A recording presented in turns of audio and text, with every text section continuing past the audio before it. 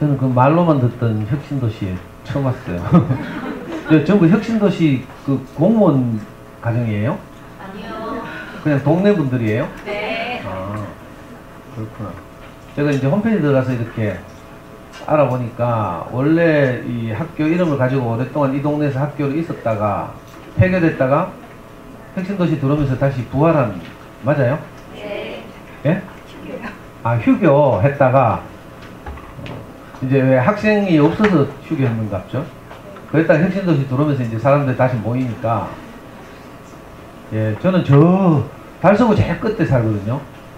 그래서 제가 원래 한 70개 학교에 이제 강의하러 다니는데 4, 5, 6월달에 집중해서 제일 멀더라고. 요 유료도 타고 계속 와가지고요, 내비가 시키는 대로 하니까 그 뭐야, 저 롯데아울렛 율금 있죠? 거기서 내리래 국도로 우회전 해가지고. 근데 네이버 지도 검색해 보니까요, 그 유료도로 끝까지 가서 삥 돌아서 이렇게 들어오는 길이 있더라고. 그래 들어올락 하다가 뭐 헤매가 중간에 또 빠져 내려가지고 골목골목으로 뭐 해가면 하여튼 그래가 10분 이상 늦었습니다. 그래 가는 길 있죠? 유료도로 끝으로 해서 삥 돌아서 이렇게 들어오는 길 있죠? 제가 갈 때는 기필코 그래 가려고. 그럼 시간도 훨씬 단축되고 이럴 텐데. 오늘 첫 연수라고 들었습니다. 이 귀한 시간에 또 보통 학교에서 이제 월요일 이 연수를 피하거든요. 근데 이제 화수목에 많이 하시던데, 화수목에 제가 다른 학교하고 잡혀 있어가지고 먼저 약속이, 그래서 할 수 없이 이제 월요일 이렇게 어머니들 모시는 것 같아요. 이 귀한 시간에 조금이라도 도움이 되었으면 하는 마음으로 이 자리에 있었습니다. 저는 학교 다닐 때 전공도 그렇고요.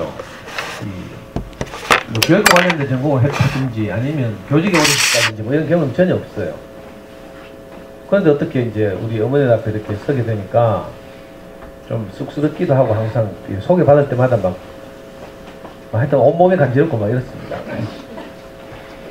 그래서 이제 솔직히 말씀드릴 수밖에 없는데, 저는 이제 여러분들과 똑같이 이제 우리 아이 어릴 때, 아이가 하나 있거든요. 아들이 하나 있는데, 아들 어릴 때 우리 와이프가 애 키우는 거 보고요, 내가 너무 서글퍼 보여가지고 4살 때, 우리 아이가 4살 때 내가 뺏었어요. 여보, 먹이고 입히고 재우고 이런 건 당신이 하고 공부는 내가 시킬게 하면서. 겁도 없이, 그죠? 4살 때. 그래가지고 지금 우리 아들이 지금 28 청년이 됐어요.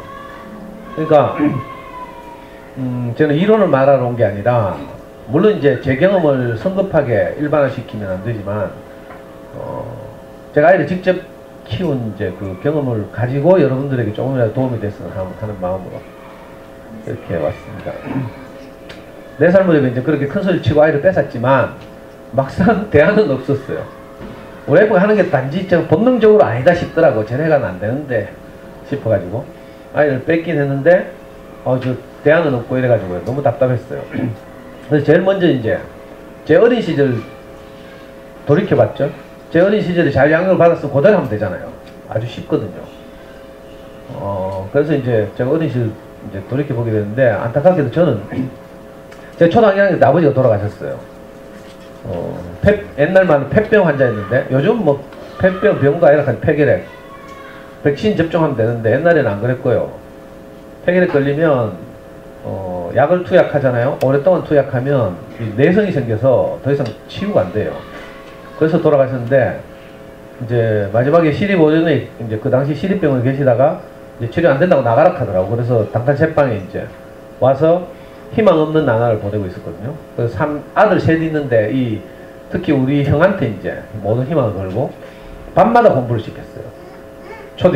우리 형 초등 4학년, 제가 1학년, 동생이 6살이었는데, 그 대신 엄마가 이제 대구의 유명한 그 산업 중에 하나가 섬유공장이죠. 섬유산업.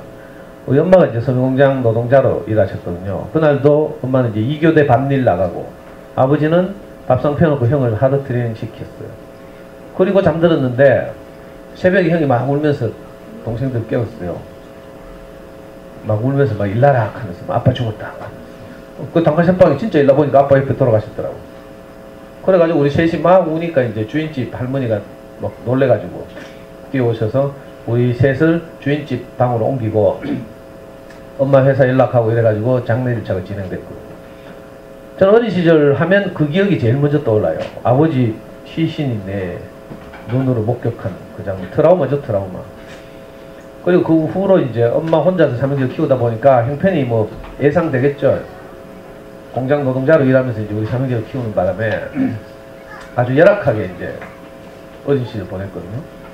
그것도 제가 초등학교 4학년 때는 이제 엄마 혼자서 삼형제를 다 못 키워가지고 저희들 친척집에 하나씩 보내줬어요. 형은 전라도에 있는, 초등학교 졸업하자마자 전라도에 있는 안경점 사원으로 가고, 저하고 동생은 이제 초등학교 졸업하면 저는 첫 직업이 뭔가 하면 인쇄소 사원.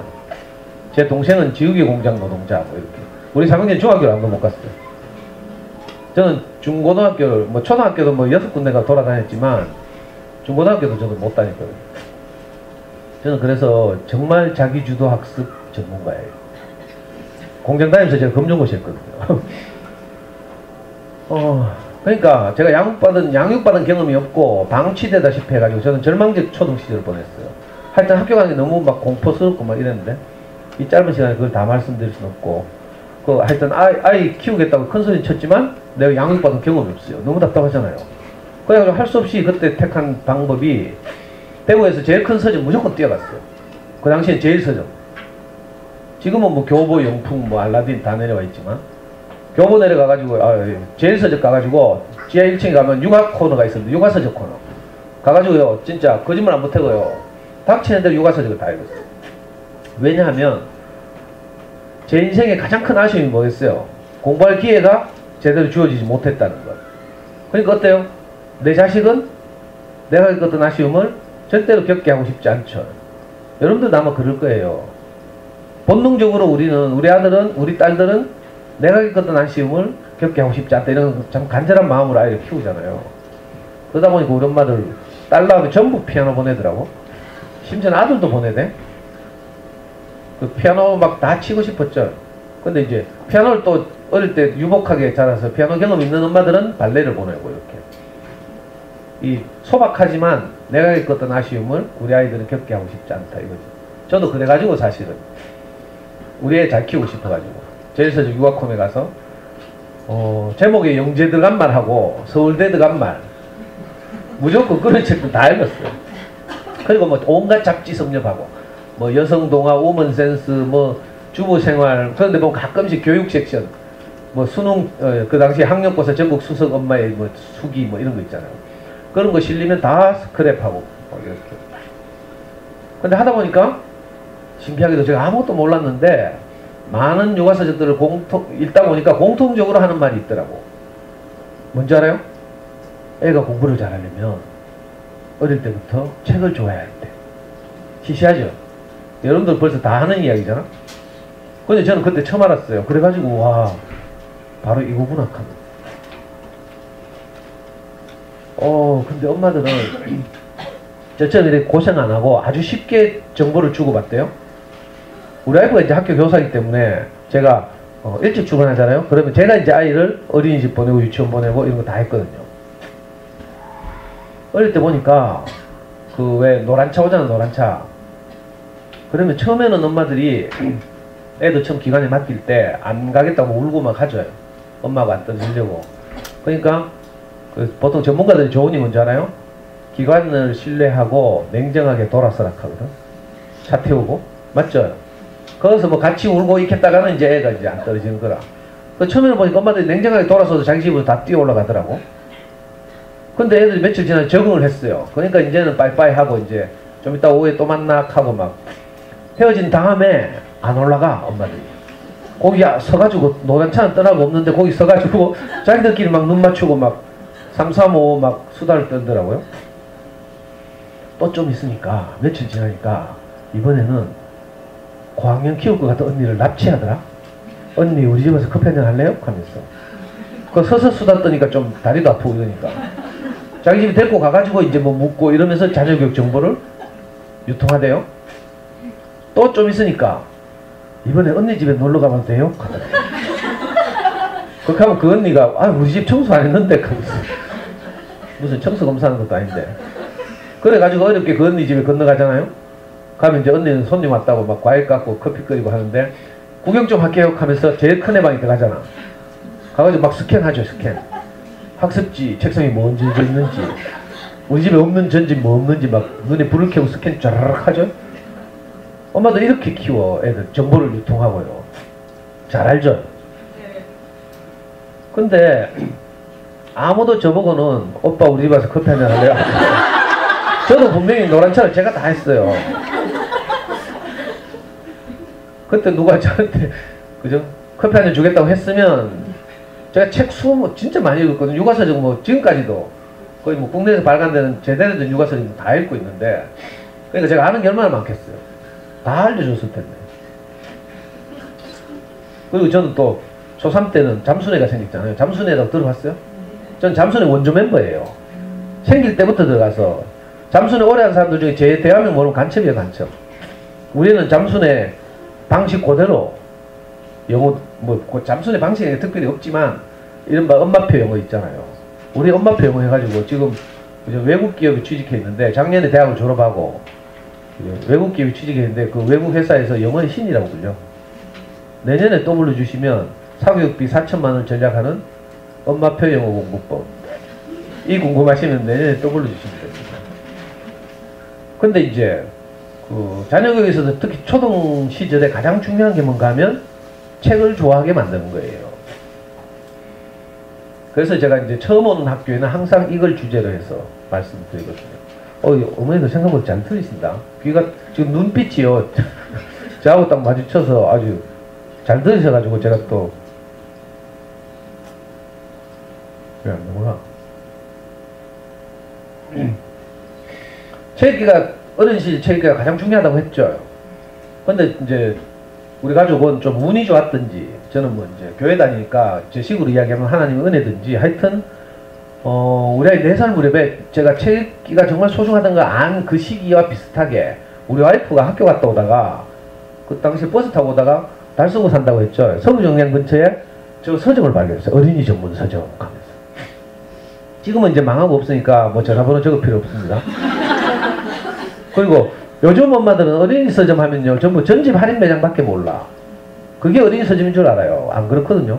원래 정확한 의미의 어린이 전문 서점은 어린이 책 단행본을 세계적인 주옥 같은 그림책을 중심으로 잘 만들어진 어린이 책 단행본을 전문적으로 모아 파는 서점. 이걸 어린이 전문 서점이라고 불렀어요. 이게 한때 전국에 80군데, 대구에도 한 400군데 있었어요. 지금은 이제 그 인터넷 서점의 등장, 그리고 교원 웅진 언니들의 맹활약 덕분에 다 망했어요. 딱 지금 한 군데 만촌동에 가면 조그만 어린이 서점, 네이버 검색해보시면 책벌레라고 한 군데 살아남아있는데, 지금은 뭐 어린이 서점 뭐 갈 필요도 없죠. 요즘 질이 좋아져서 학교 도서관 또는 공공도서관이 많이 들어섰고 이제 좋은 어린이 책이 많이 들어오고 사서선생님도 배치되어 있고 이래가지고 저처럼 할 필요는 없어요. 근데 그때는 안 그랬거든요. 그래서 우리 와이프 손이 이끌려서 처음에 저 서점을 갔는데 가보니까 정말 질 좋은 어린이 책들이 딱 이렇게 모여서 전시되어 있고요. 어른책 없고 육아서적도 조금 있고 이랬는데 제가 가보니까 제가 너무 좋아요. 저는 그 80년대를 이제 운동권 했거든요. 어렵게 금융고시에서 대학을 들어갔는데 사법시험 공부해야 되는데 그 당시에 전두환이 쿠데타를 일으켜가지고 대통령 우리 손을 못 뽑는 이상한, 여러분들 그런 거 모르죠? 어려가지고 그때. 영화 1987 본 사람 있어요? 제가 딱 1987 때 27살 대학교 4학년 경북대학교 복학생협의회 의장하면서 맨날 이제 화평투척 맨날 파업, 동맹 파업하고 총장실 전문가하고 있잖아요. 길거리 나가지고 전경들하고 싸우고 막. 무슨 얘기가 나. 그때 그 이제 학생들은 그냥 데모를 한 게 아니고요. 전부 이제 왜 의식화라고 하죠. 좋은 사회과학 서적들 읽으면서 이제 이념적으로 무장돼 가지고 그렇게 논리적으로 사고해서 데모를 했거든요. 그때 제가 운동권 할 때 그 사회과학 좋은 책을 내던 창비라든지 이런 좋은 출판사들이 나중에 제가 아이를 키우면서 보니까 어린이 서점 가보니까 그 질 좋은 출판사들이 전부 이제 사회과학 서적 출판을 그만두고요. 왜냐면 러시아, 소련이 망했거든. 그 사이에. 그래가지고 그런 책이 안 팔려. 그래서 유수의 사회과학 출판사들이 전부 어린이 책 출판으로 돌았었어요. 그래서 제가 그 어린이집에 가보니까 익숙하던, 제가 총각 때 익숙하던 출판사들이 좋은 어린이책을 막 잘 내고 있는 거야. 그래 너무 반가워가지고요. 저 서점을 다니게 됐잖아요. 언제까지 다녔는가 하면 우리 중학교 2학년 때까지 매주 한 번씩 갔어요. 일주일에 한 번씩. 4살 때부터 중학교 2학년 때까지. 몇 년인지 알아요? 한 12년? 정말 특별히 뭐 무슨 일 있는 주를 제외하고는 일주일에 한 번씩 갔으니까 엄청나게 갔죠. 12년 동안. 갈 때마다 제 기억으로 약 10만원 정도의 그림책을 샀어요.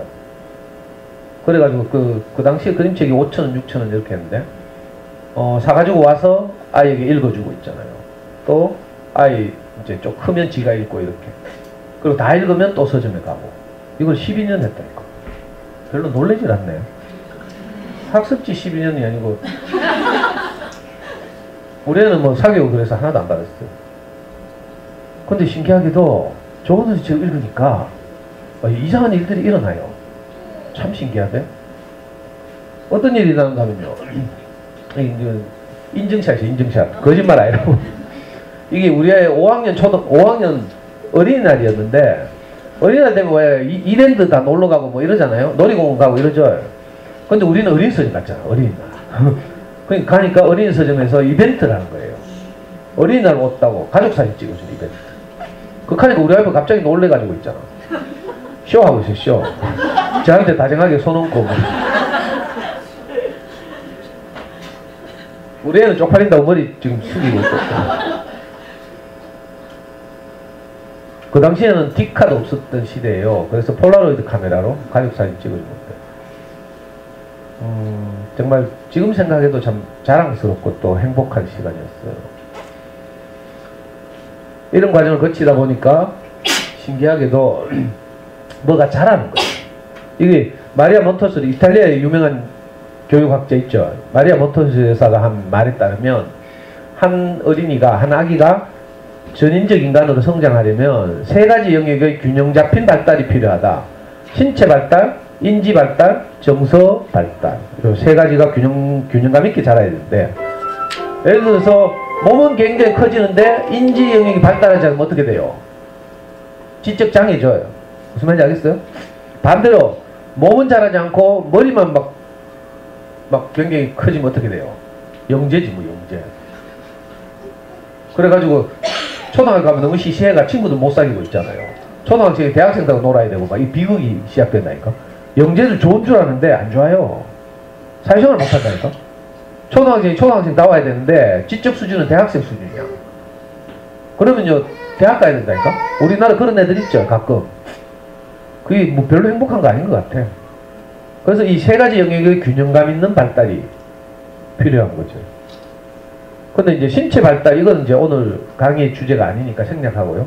뭐 간단히 말하면 여러분들이 아이들 건강을 위해서 유기농 먹거리 찾고 뭐 GMO 조작식품 피하고 MSG 안 쓰고 뭐 이런 것들이 다 건강을 위해서 하는 일들이죠. 운동하고 뭐 이런 것들.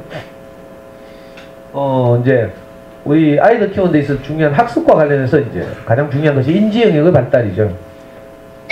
인지 영역이 무슨 말인지 다 알죠. 그냥 뭐 사전적 정의는 잘 모르더라도 감으로 아실 텐데, 예를 들면 우리 아이들이 그 학습을 하는데 가장 중요한 요소는 뭔가 하면요 사고력. 생각하는 힘. 그리고 요즘 이제 시대에 걸맞게 창의력도 필요하고요. 그리고 아직도 여전히 뭐 미디어가 많이 발달해 있지만 여전히 주요 시험은 대부분 텍스트 중심이에요. 그러니까 텍스트에 대한 이해, 이게 독해력이라고 불러요. 그리고 독해력이 좋으려면 당연히 어휘력 풍부해야 됩니다. 이런 요소들이 있거든요. 근데 이런 요소들을 한 방에 잡는 길이 있어. 그게 뭐예요? 어릴 때 좋은 어린이책을 읽는 습관을 잡는 거죠. 그러면 이런 모든 요소들이 저절로 잡혀요. 우리 이거 잘 모르면 그래 책이 중요하지. 그렇지만 국어학습지 해야지. 뭐 이렇게 되는 거야. 어휘력이 중요하잖아. 한자학습지, 장원 부르작하면서 이런 식으로. 그게 아니고요. 미리 이제 제가 오늘 뵙고 다음에 또 볼지 모르니까 제가 뭐 오늘 일관되게 그냥 못됐게 말하고 갈게요. 자극을 좀 드리고 싶어서. 제가 원래 좀 못되게 생겼어요. 성질 더럽고 막. 학습지를 하는 것은요, 우리 아이들의 실력을 향상시키는 게 아니라 있는 실력을 확인하는 거죠. 문제집, 학습지 이런 거 있잖아요. 문제풀이 방식은 실력을 향상시키는 도구가 아니고요. 실력을 확인하는 도구예요. 이걸 잘 알아야 돼요. 그러니까 어린 시절은 진짜 중요한 게 뭔가 하면 숨은 실력을 키우는 거라. 이번 기말에서 뭐 한 개 더 틀릴까 두 개 더 틀릴까 이런 식으로 생각하면 안 되고요. 우리 어머니들은 이런 데 좀 강하더라. 여성성이 그래서 그런지 디테일에 강하죠. 근데 이제 주로 남성성을 가진 아빠들은 어떤가 하면 교육생활하고 이러다 보니까 전체적인 시야 이런 게 좀 강해요. 그래서 멀리 보죠. 그죠? 그러니까 주로 어머니들이 이제 아이를 키우면서 겪는 어려움이 뭔가 하면 그 디테일에 강하다. 예를 들어 콩나물 깎는 데는 강하다. 하지만 백화점에서 세일한다 하면 다 속는다. 정가를 높이 책정해 놓고 세일을 30% 해. 그러면 와 30% 싸다 하면서 뭐 쫓아가죠. 저도 요 가끔 롯데아울렛 여기 율금에 가서 뭐 사는 적이 있거든요. 그래 율금초등학교 제가 자주 갔는데 혁신도시 남편 보내는 분들이 그거 많이 살더라. 그 무슨 세계 육상 선수촌 아파트 그쪽에 이 무슨 아이런지 몰라. 여기도 아파트 많잖아요. 아빠가 직장 다 여는데 그거나 여나. 자, 좋은 어린 책 읽기가 인지 영역에 필요한 여러 요소들을 한꺼번에 잘하게 한다. 이걸 꼭 기억할 필요가 있어요. 이걸 제가 비유하는데 비유하자면 콩나물 키우기 하고 있어요. 시골에서 할머니들 콩나물 키우는 걸 보면 콩나물 시루에 콩을 얹고 천을 덮죠. 그리고 밑에 시루에 구멍이 뻥뻥 뚫혀 있고요. 물이 잘 빠지게 나무 같은 걸로 받쳤어요. 그리고 아침마다 물을 부어 얼핏 보기에는 구멍이 뻥뻥뻥 뚫혀 있으니까 물이 다 빠져나가는 것 같아요. 근데 이상하게 콩나물이 자란다니까. 다른 짓 아무것도 안 하죠. 물만 줘. 근데 콩나물이 자라. 이 참 신기하죠. 알고 보니까 콩이 자라는 데 필요한 수분은 흡수하고 나머지는 다 그냥 빠져나가는 거죠. 그래서 콩나물이 자라요. 우리 아이들이 좋은 어린 책 읽기도 이와 비슷한데 책을 다 읽었잖아요. 엄마들 볼 때는 아무것도 남는 게 없는 것 같아. 그래서 두렵죠. 이래 잘 못한다니까. 중요한 줄 알면서도 이걸 우리 생활에서 잘 못하는 이유가 책을 읽는 것이 남는 게 없는 것 같아. 근데 알고 보면 이 남는 거 없는 게 좋은 거라. 애가 자라니까. 보이지 않는 요소들이 자라요. 여기는 신뢰가 별로 없죠. 그래서 이거 못한다니까. 그래서 불안한 엄마들은 책 읽으라 켜놓고는 쫓아가서 확인하잖아. 다 읽었나? 주인공 우리 됐는데 뭘 깨달았노? 동생하고 사이좋게 지내라 카드나 싸우러 카드나 이런 식으로 확인해요. 근데 엄마들 바빠서 책 못 읽죠. 살림도 해야 되고 이러니까 아이가 읽는 책 자꾸 못 따라 읽거든? 그럼 어떻게 돼? 질문을 못 하잖아. 내용을 알아 질문하지. 그래서 또 친절한 출판사들이 질문지를 만들어서 책 뒤에 붙여주죠. 친절하게. 그리고 동네 언니들이 이런 책 좋은 책이다 하면서 막 권한다니까. 그럼 순진화 해가지고 또 맞네 하면서 내가 책도 안 읽고 질문도 못 하는데 그래? 내 대신 질문을 해주네 하면서. 이런 책은요 책이 아니에요. 사실은 교재지 교재. 여러분 흔히 이런 책을 좋은 책이라고 집에 막 재놓고 그죠? 문제 풀듯이 뒤에 책 다 읽고 나면 뒤에 문제 풀고 이러죠. 이게 그렇게 하면 안 되고요. 그럼 책의 맛을 몰라. 책을 읽고 나서 덮었는데 어떤 느낌이 들면 돼요? 야 재밌네 이런 느낌이 들면 돼요. 아무것도 남는 거 없어요. 해리포터 예를 들면 대표적으로 고학년들이 읽는 해리포터 보면요 뭐 남는 거 있어요? 큰 교훈 짜달 없다니까. 그냥 흥미진진하고 재밌을 따름이에요. 덮고 나면 참 재밌었다 이거 V라. 맞죠? 참 재밌었다 이렇게. 아니면 마음이 짠하다 애들 버전으로 우리말로 하면 감동적이다 이런 느낌이 남으면 돼요.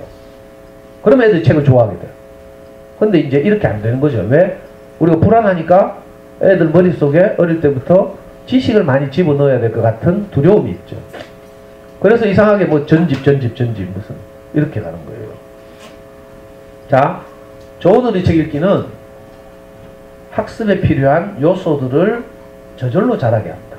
이거 꼭 기억했으면 좋겠어요. 요즘은 또 굉장히 쉬워. 학교 도서관은요 얼마나 잘 되는지 몰라. 여기도 사서쌤 있어요. 그리고요 예산 어느 정도 배정돼가지고 좋은 어린 책을 아주 구입하기 쉽게 돼 있고요. 옛날처럼 전집 뭐 이런 거 말고 그죠? 그 알라딘이나 예스24 이런 데 가면요 좋은 어린 책 검색도 아주 하기 쉽고요. 그래서 어린 책을 접하기 너무 쉬워요. 제가 키울 때는 안 그랬거든요. 학교 도서관에 아무 책도 없어. 읽을 책이. 가정통신문이 와. 집에 책 남는 거 있으면 한 권씩 보내달라고. 도서관 채운다고. 그럼 저는 왜 하는 줄 알아요? 우리 집에서 제일 버리고 싶은 책 있잖아. 싸구려 학습 만화 이런 거. 그런 거 보내. 아까워가지고. 그럼 학교 도서는 그걸로 모여 있어요. 사서 뭐 이런 건 없고 그 당시에. 그러니까 어떻게 했어요? 학교 도서는 쓰레기통이지 쓰레기통. 그리고 공공도서관, 저는 남부도서관 이런 데 말하는데 공공도서관에 어린이 열람실이 따로 없어. 정말 형편없었다니까요. 근데 수십 년이 흘러서 우리 사회가 점점 선진화되다 보니까 요즘 웬만한 아파트에는 마을도서관 다 있고요. 공공도서관, 여기 혁신도시에도 공공도서관 있어요? 없어요? 그래서 제일 가까운 도서관, 공공도서관 뭐 있어요? 안심도서관? 안심도서관? 안심역 가깝잖아. 예. 여기 안심이 유명한 마을이라니까? 가장 진보적인 사람들 많이 살고요. 그래가지고 안심 마을 캐가지고 거기 유기농 먹거리 파는 뭐 땅 이야기 뭐 이런 것도 있고요.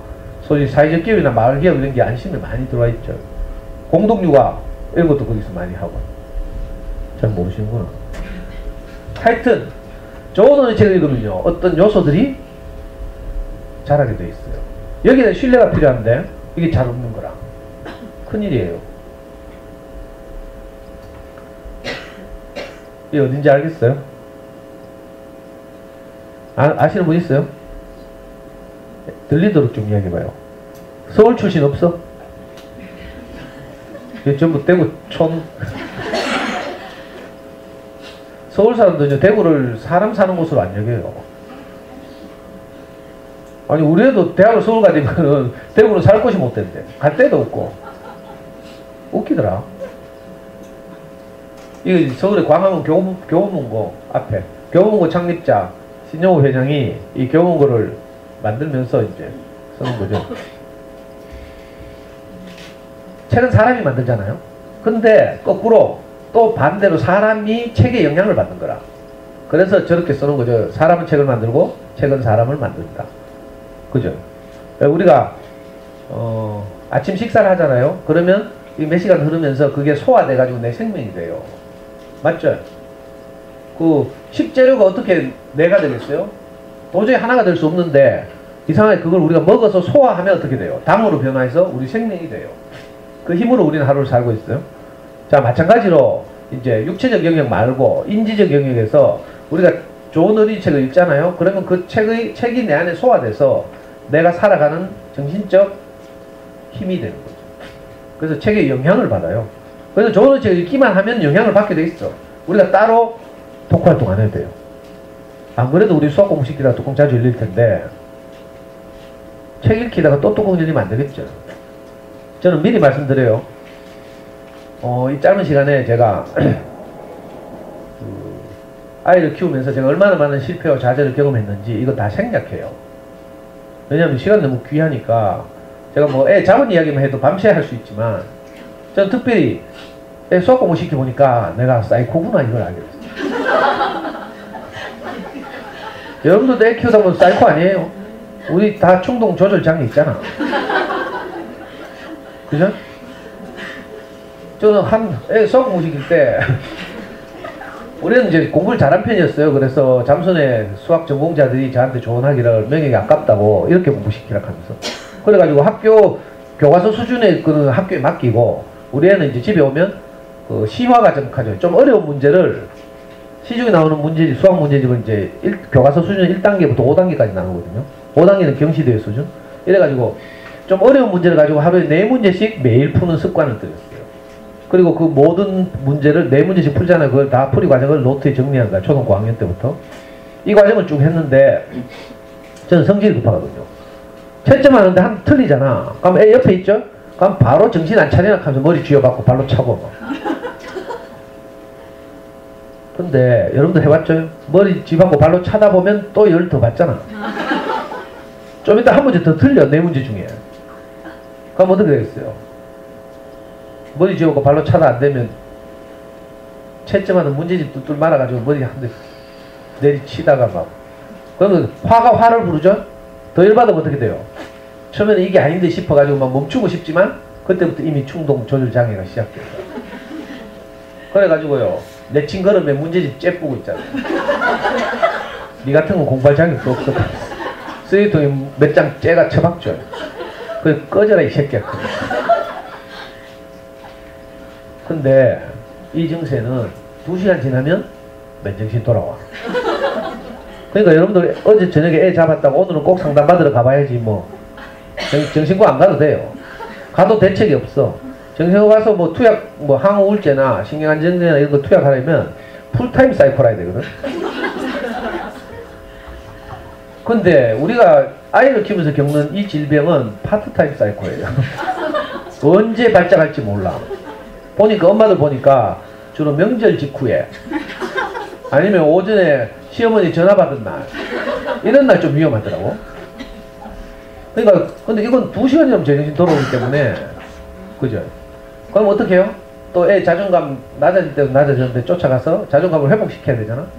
그럼 막 쓰레기통 뒤져가지고요 찢었던 문제집 도로 펴고 스카치질 붙이고 원상복구한 다음에 애한테 가야죠. 저는 이거 무수히 많이 했어요.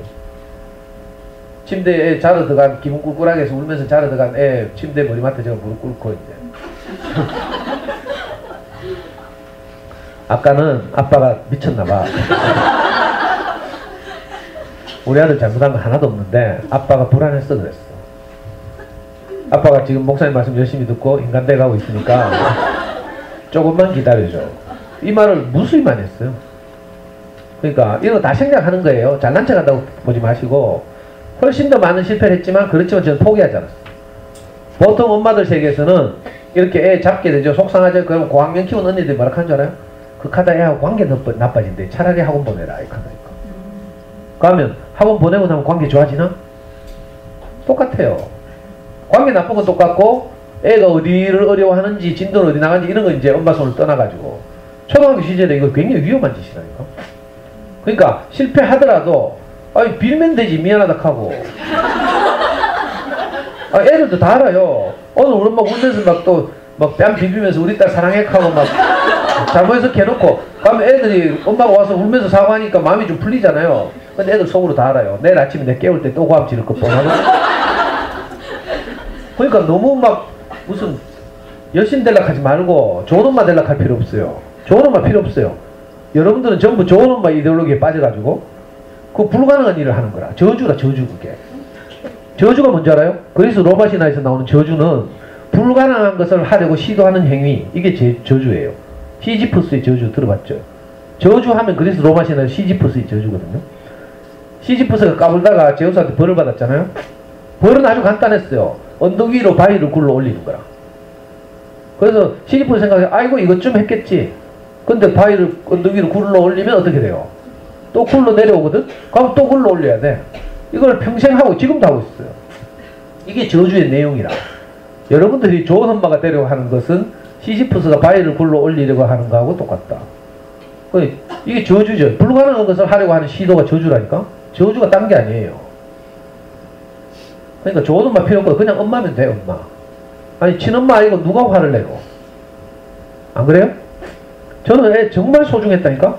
내가 어린 시절에 아버지 없이 자라가지고 어떻게 하는지 이놈은 공부 잘 시키고 싶었거든. 근데 공부시키다 보면 뚜껑 열어서 잡잖아요. 그래가지고 이게 인간이 할 짓이 아니더라고. 그 다음에 제가 꾀를 냈잖아요. 이거 오늘 수학 얘기할 시간이 아닌데. 그래 꾀를 냈는데 뭐라고 냈는지 알아요? 애 잠들고 나서 채점하자. 그래 좀 이제 관계가 좋아졌어. 근데 어느 날 내 문제를 다 틀렸네.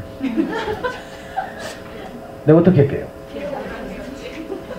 이거 해본 사람 아니면 모르는데. 그래 작은 놈 깨워가 찬물로 세수시키고 열받아가지고 막 오답 처리하게 하고 이렇게 잔인하게. 그러니까 또 이것도 아니잖아요. 그래가지고 그 다음에는 제가 아이가 제 눈앞에 없을 때 채점해요. 애 학교 갔을 때, 학교가 없을 때 제가 그지? 문제 푼 걸 채점하고. 그러니까 다시 만나러 가면 한 6시간, 7시간, 8시간 지나니까 좀 낫더라고. 이렇게 했다니까. 그래가지고 우리 수학학원 한 번도 안 다녔어요. 나중에 수학 천재 소리 들었다니까. 고등학교 때. 수능 100점 당연히. 그러니까 제 말 좀 들어봐요.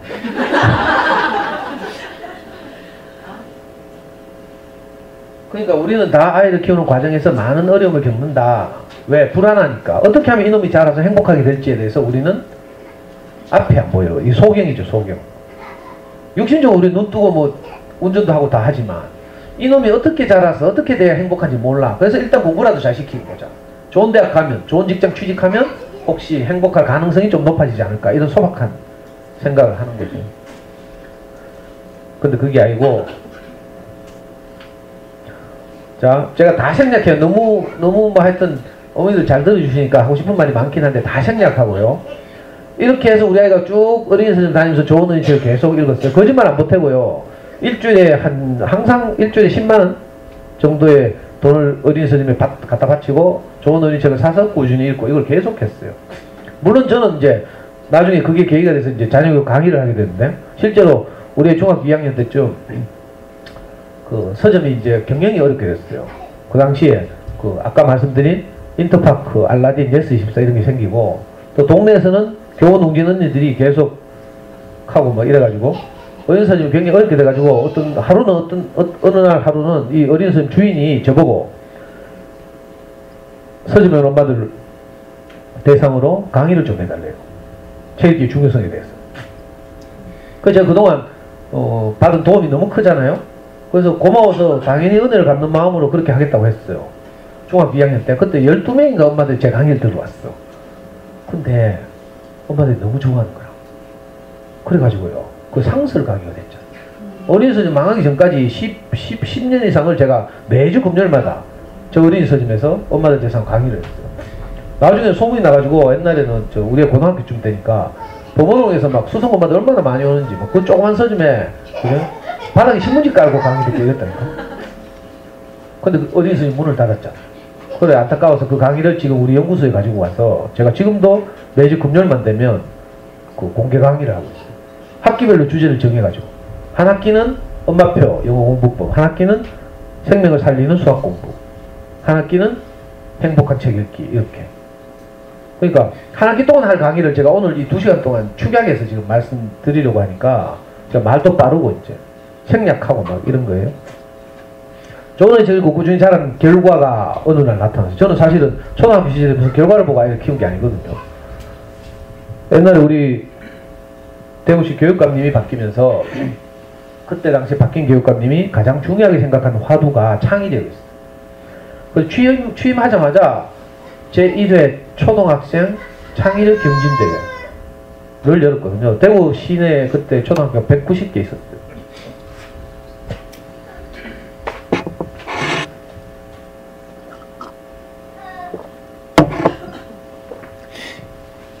6학년 대표들 한 명씩 뽑아가지고 대구 교대에 모았어요. 우리 애는 조그만 초등학교 다녀가지고 어떤 운이 좋아서 학교 대표가 됐어. 그래서 대구 교대 갔어요. 교대 교수님들이 8문제를 출제하고 아이들 창의력을 테스트했어요. 수학 2문제, 읽기 2문제, 사회 2문제, 과학 2문제. 근데 우리 애가 그 대회를 갔다 오더니 자꾸 발표를 기다리는 거야. 뭐 감이 좋았나 봐. 근데 저는 말렸어요. 발표 기다리지 말고 실망한다고.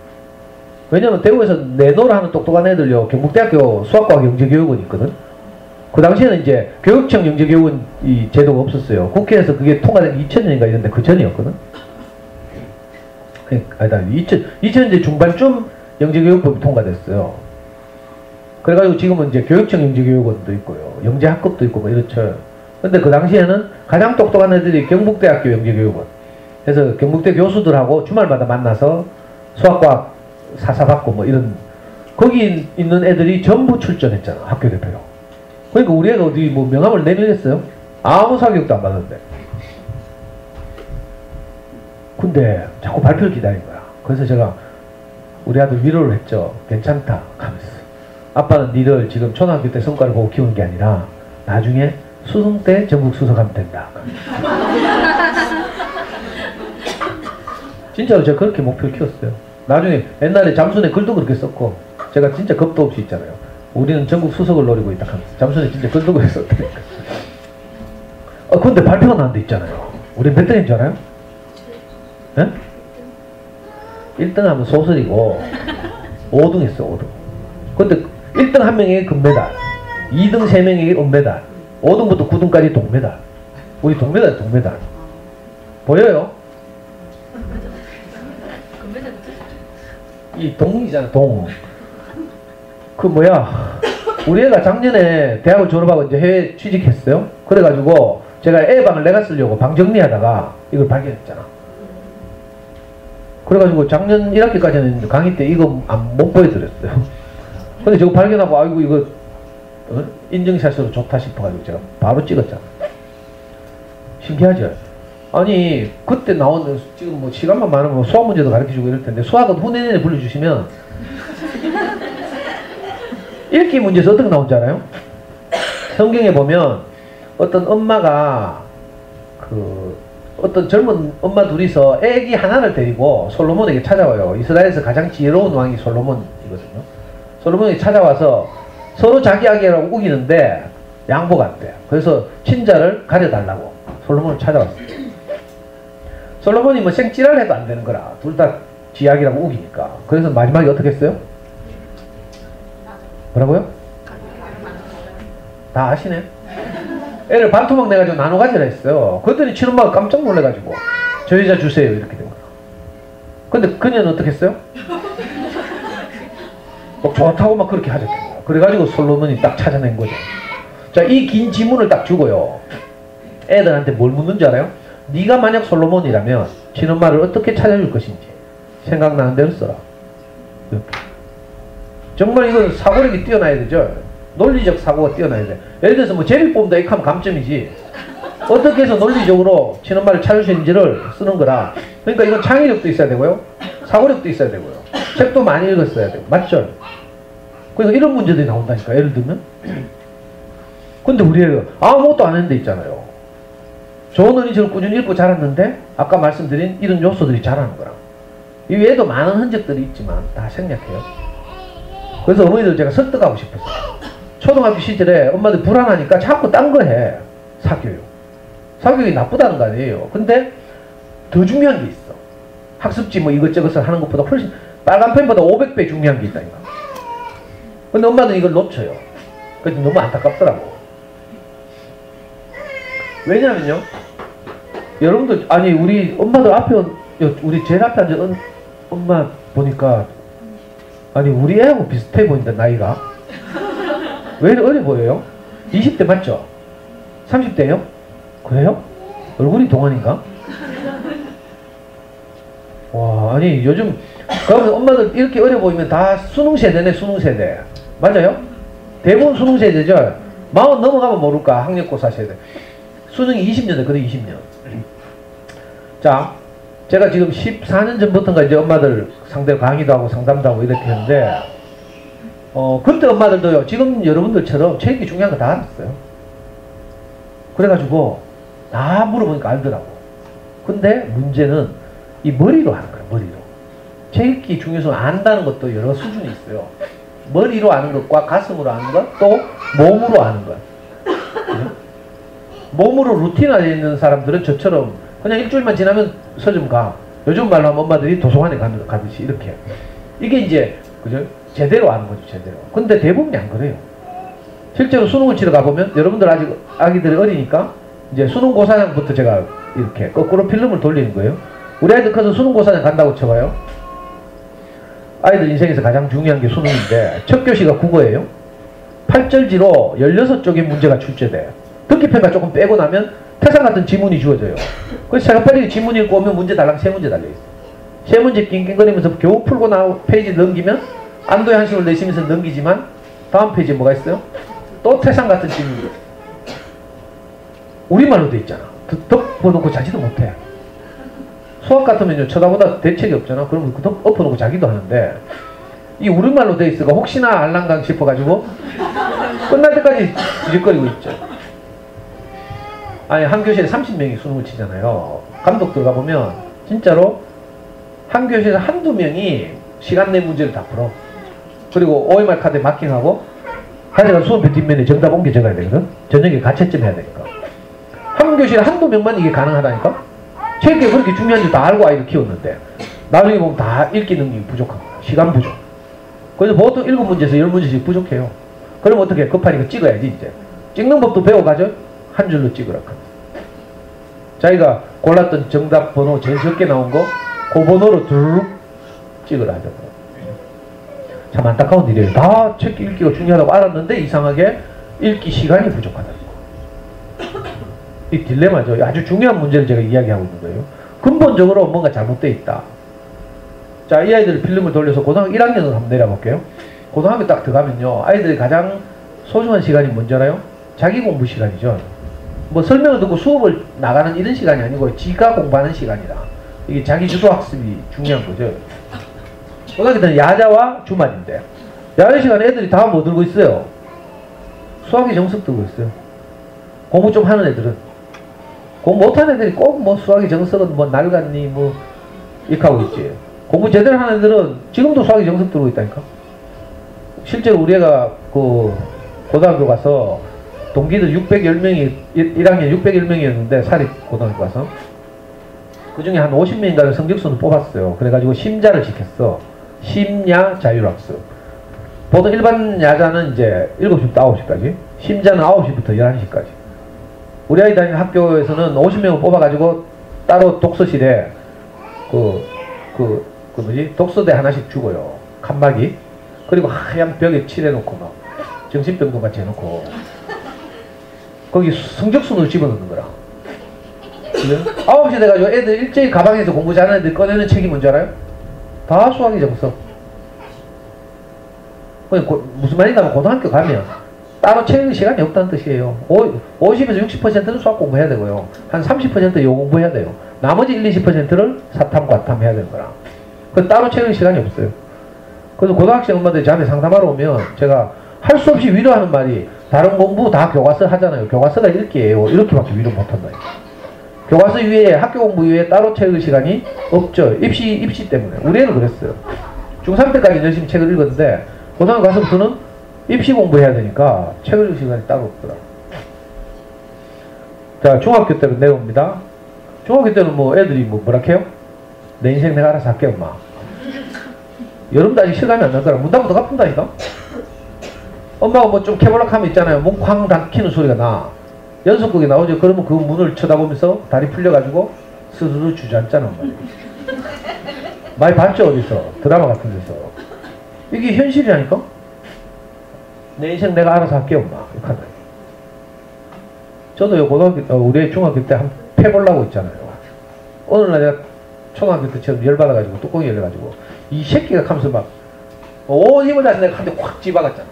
근데 애 머리에 도달해야 되는데 주먹이 하다 뭐 턱 걸려. 애 왼손이 내 팔목을 탁 잡는 거라. 이 새끼 이게 아빠가 지금 혼내는데 네가 지금 뭐 반응 안 하고 하면서 있잖아요. 이번에는 나머지 한 손으로 풀스윙을 또 했어요. 그리고 이것도 턱 걸리고 안 논다 하면서 막 팔 빼락하니까 애가 있잖아요. LA 경찰이 범인 진압하듯이 저는 막 벽으로 밀어붙이는 거예요. 그러면서 애가 하는 말이요. 막 울면서 막 아빠 정신 차려 하면서. 그러니까 이제 크면요 우리가 영향을 못 미치죠. 이게 큰일이라니까. 그래서 저 범어동 같은 데 가면 그래도 안타까운 엄마들이 뒷골목에 있는 국어논술 전문학원 비싼 데 보낸다니까. 단과학원. 단과학원 이런 게 뭐 이런 동네는 잘 없고요. 저 범어동 이런 데 뒷골목 가야 돼. 그런 데 가면 이제 아주 비싼 데 있고요. 그런 데 가면 일주일에 한 권이라도 아니면 한 달에 한 권이라도 좀 괜찮은 책 있겠지 하고. 근데 보낸다고 될 줄 알아요? 대치동 보내도 안 되는데 뭐 범어동 보낸다고 될 줄 알아? 요 좀 이따 공부 잘하는 애들 또 다 그쪽으로 이사 간다. 범어동 만천동. 제가 옛날에 많이 해봤어요. 여기하고 비슷한 저 진여동이라고 있거든. 803 밑에. 거기 엄마들 제가 3년 반 동안 진여동 있는 마을도서관에 가서 무료 강의를 3년 동안 했는데 일주일에 한 번씩 가서 잘 보니까 거기서 공부 좀 하는 애들은 다 수성으로 나오더라고. 어느 정도 시점 지나면. 여기서도 아마 그럴 거라. 뭐 그거 가면 뭐 뾰족한 거 있는 줄 알고. 근데 대치동에서 뭐라 해요? 이범 선생이라고 알죠? 대치동에서 일타 강사로 유명한 이범 선생이라고 있어요. 지금 교육평론가로 활동하죠.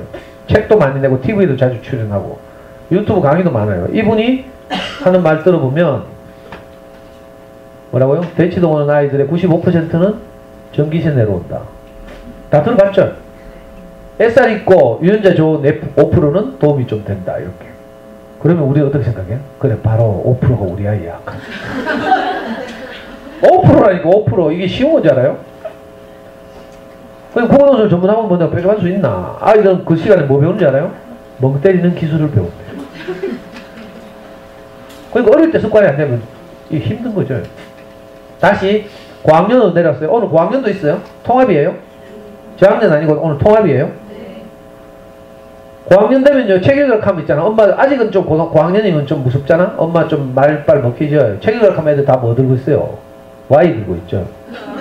학습 만화. 왜 그 들고 있는지 알아요? 만화는, 학습 만화는 특히 생각 안 해도 돼. 익살스러운 그림, 말풍선 이런 걸 통해서 내용 파악을 저절로 도와줘요. 그러니까 애들 그거 들고 아무 생각 없이 낄낄거리는 거라. 근데 좋은 어린이책 어떤지 알아요? 불친절해. 읽다가 자꾸 멈추고 생각하고 회상하고 뭐 여러분들 그런 경험 없어요? 책을 읽다 보면 진도가 막 안 나가잖아. 자꾸 내 경험과 오버랩되고 이러죠. 그리고 행간의 숨은 뜻, 저자의 의도, 그림, 배경 이런 게 종합적으로 아이한테 영향을 미치죠. 자, 이런 사고작용을 통해서 생각하는 힘이 자라는데 이놈의 만화책은 그죠? 그런 사고를 안 해도 내용 파악이 되도록 여러 가지 장치를 하고 있어요. 그래서 애들 만화책 들고 있다니까. 학습 만화를 왜 자꾸 그죠? 권하지 않는가 하면 바로 이런 이유. 생각하는 힘이 안 자라니까. 체육기의 가장 중요한 목표는 생각하는 힘이 자라게 하는 거예요. 지식 나부랭이를 외우는 게 아니고요. 지식은 네이버에 물어보면 다 가르치죠. 맞죠? 우리나라 네이버는 정말 굿세어란 네이버예요. 웬만한 나라의 검색 엔진들은 다 구글에 장악당했어. 근데 네이버만 버티고 있다니까. 왜 그런지 알아요? 네이버에 축적된 정보들은 구글로 검색 안 되도록 해놨거든. 그래가지고 네이버가 살아남은 거라. 만약에 네이버께 구글로도 검색되면 누가 네이버에 구글 하지? 사진 검색 이런 건 구글이 훨씬 뛰어나거든. 근데 우리말 컨텐츠는 네이버가 훨씬 뛰어나니까. 네이버가 지금도 살아있다니까. 그래서 여기에 대해서 뭐 시끄러워요. 그죠? 인터넷 정신에 맞지 않는다, 개사코 뭐. 하여튼, 네이버에 백과사전도 있죠. 웬만한 거 물어보면 다 가르치죠. 그러니까 옛날처럼 한 개인이 많은 지식을 외우고 있는 시대가 지났어요. 이게 학력고사 시대죠. 한 개인이 많은 것을 암기하고 있으면 뛰어나다고 평가받던. 지금은 안 그렇고요. 지식과 정보는 다 공개되고 제공되고 있어요. 심지어는요, 저는 우리 연구소에서 아이들하고 이제 제가 생동감 있는 강의를 하기 위해서 고학년 중학생 한 10명을 제가 수학 공부 직접 시켜요. 우리 애 시키듯이. 자, 그렇게 하면서 예를 들면 교과서나 교사의 지도서 이런 거 있잖아요. 안 사고 저는 어떤 사람들 스캔해서 올려놓는다니까. 그럼 그거 다운받아서 그거 사용해요. 굉장히 편리해졌죠. 그러니까 인터넷이 이거 엄마표 영어를 하는데 옛날에 저는 아이 키우면서 비디오 다 샀어. 근데 지금은요, 불법 다운로드 받으면 되잖아. 그죠? DVD 사면 바보라. 더군다나 DVD 구입하잖아요. 돈 주고 사면 자막 선택 기능이 있어.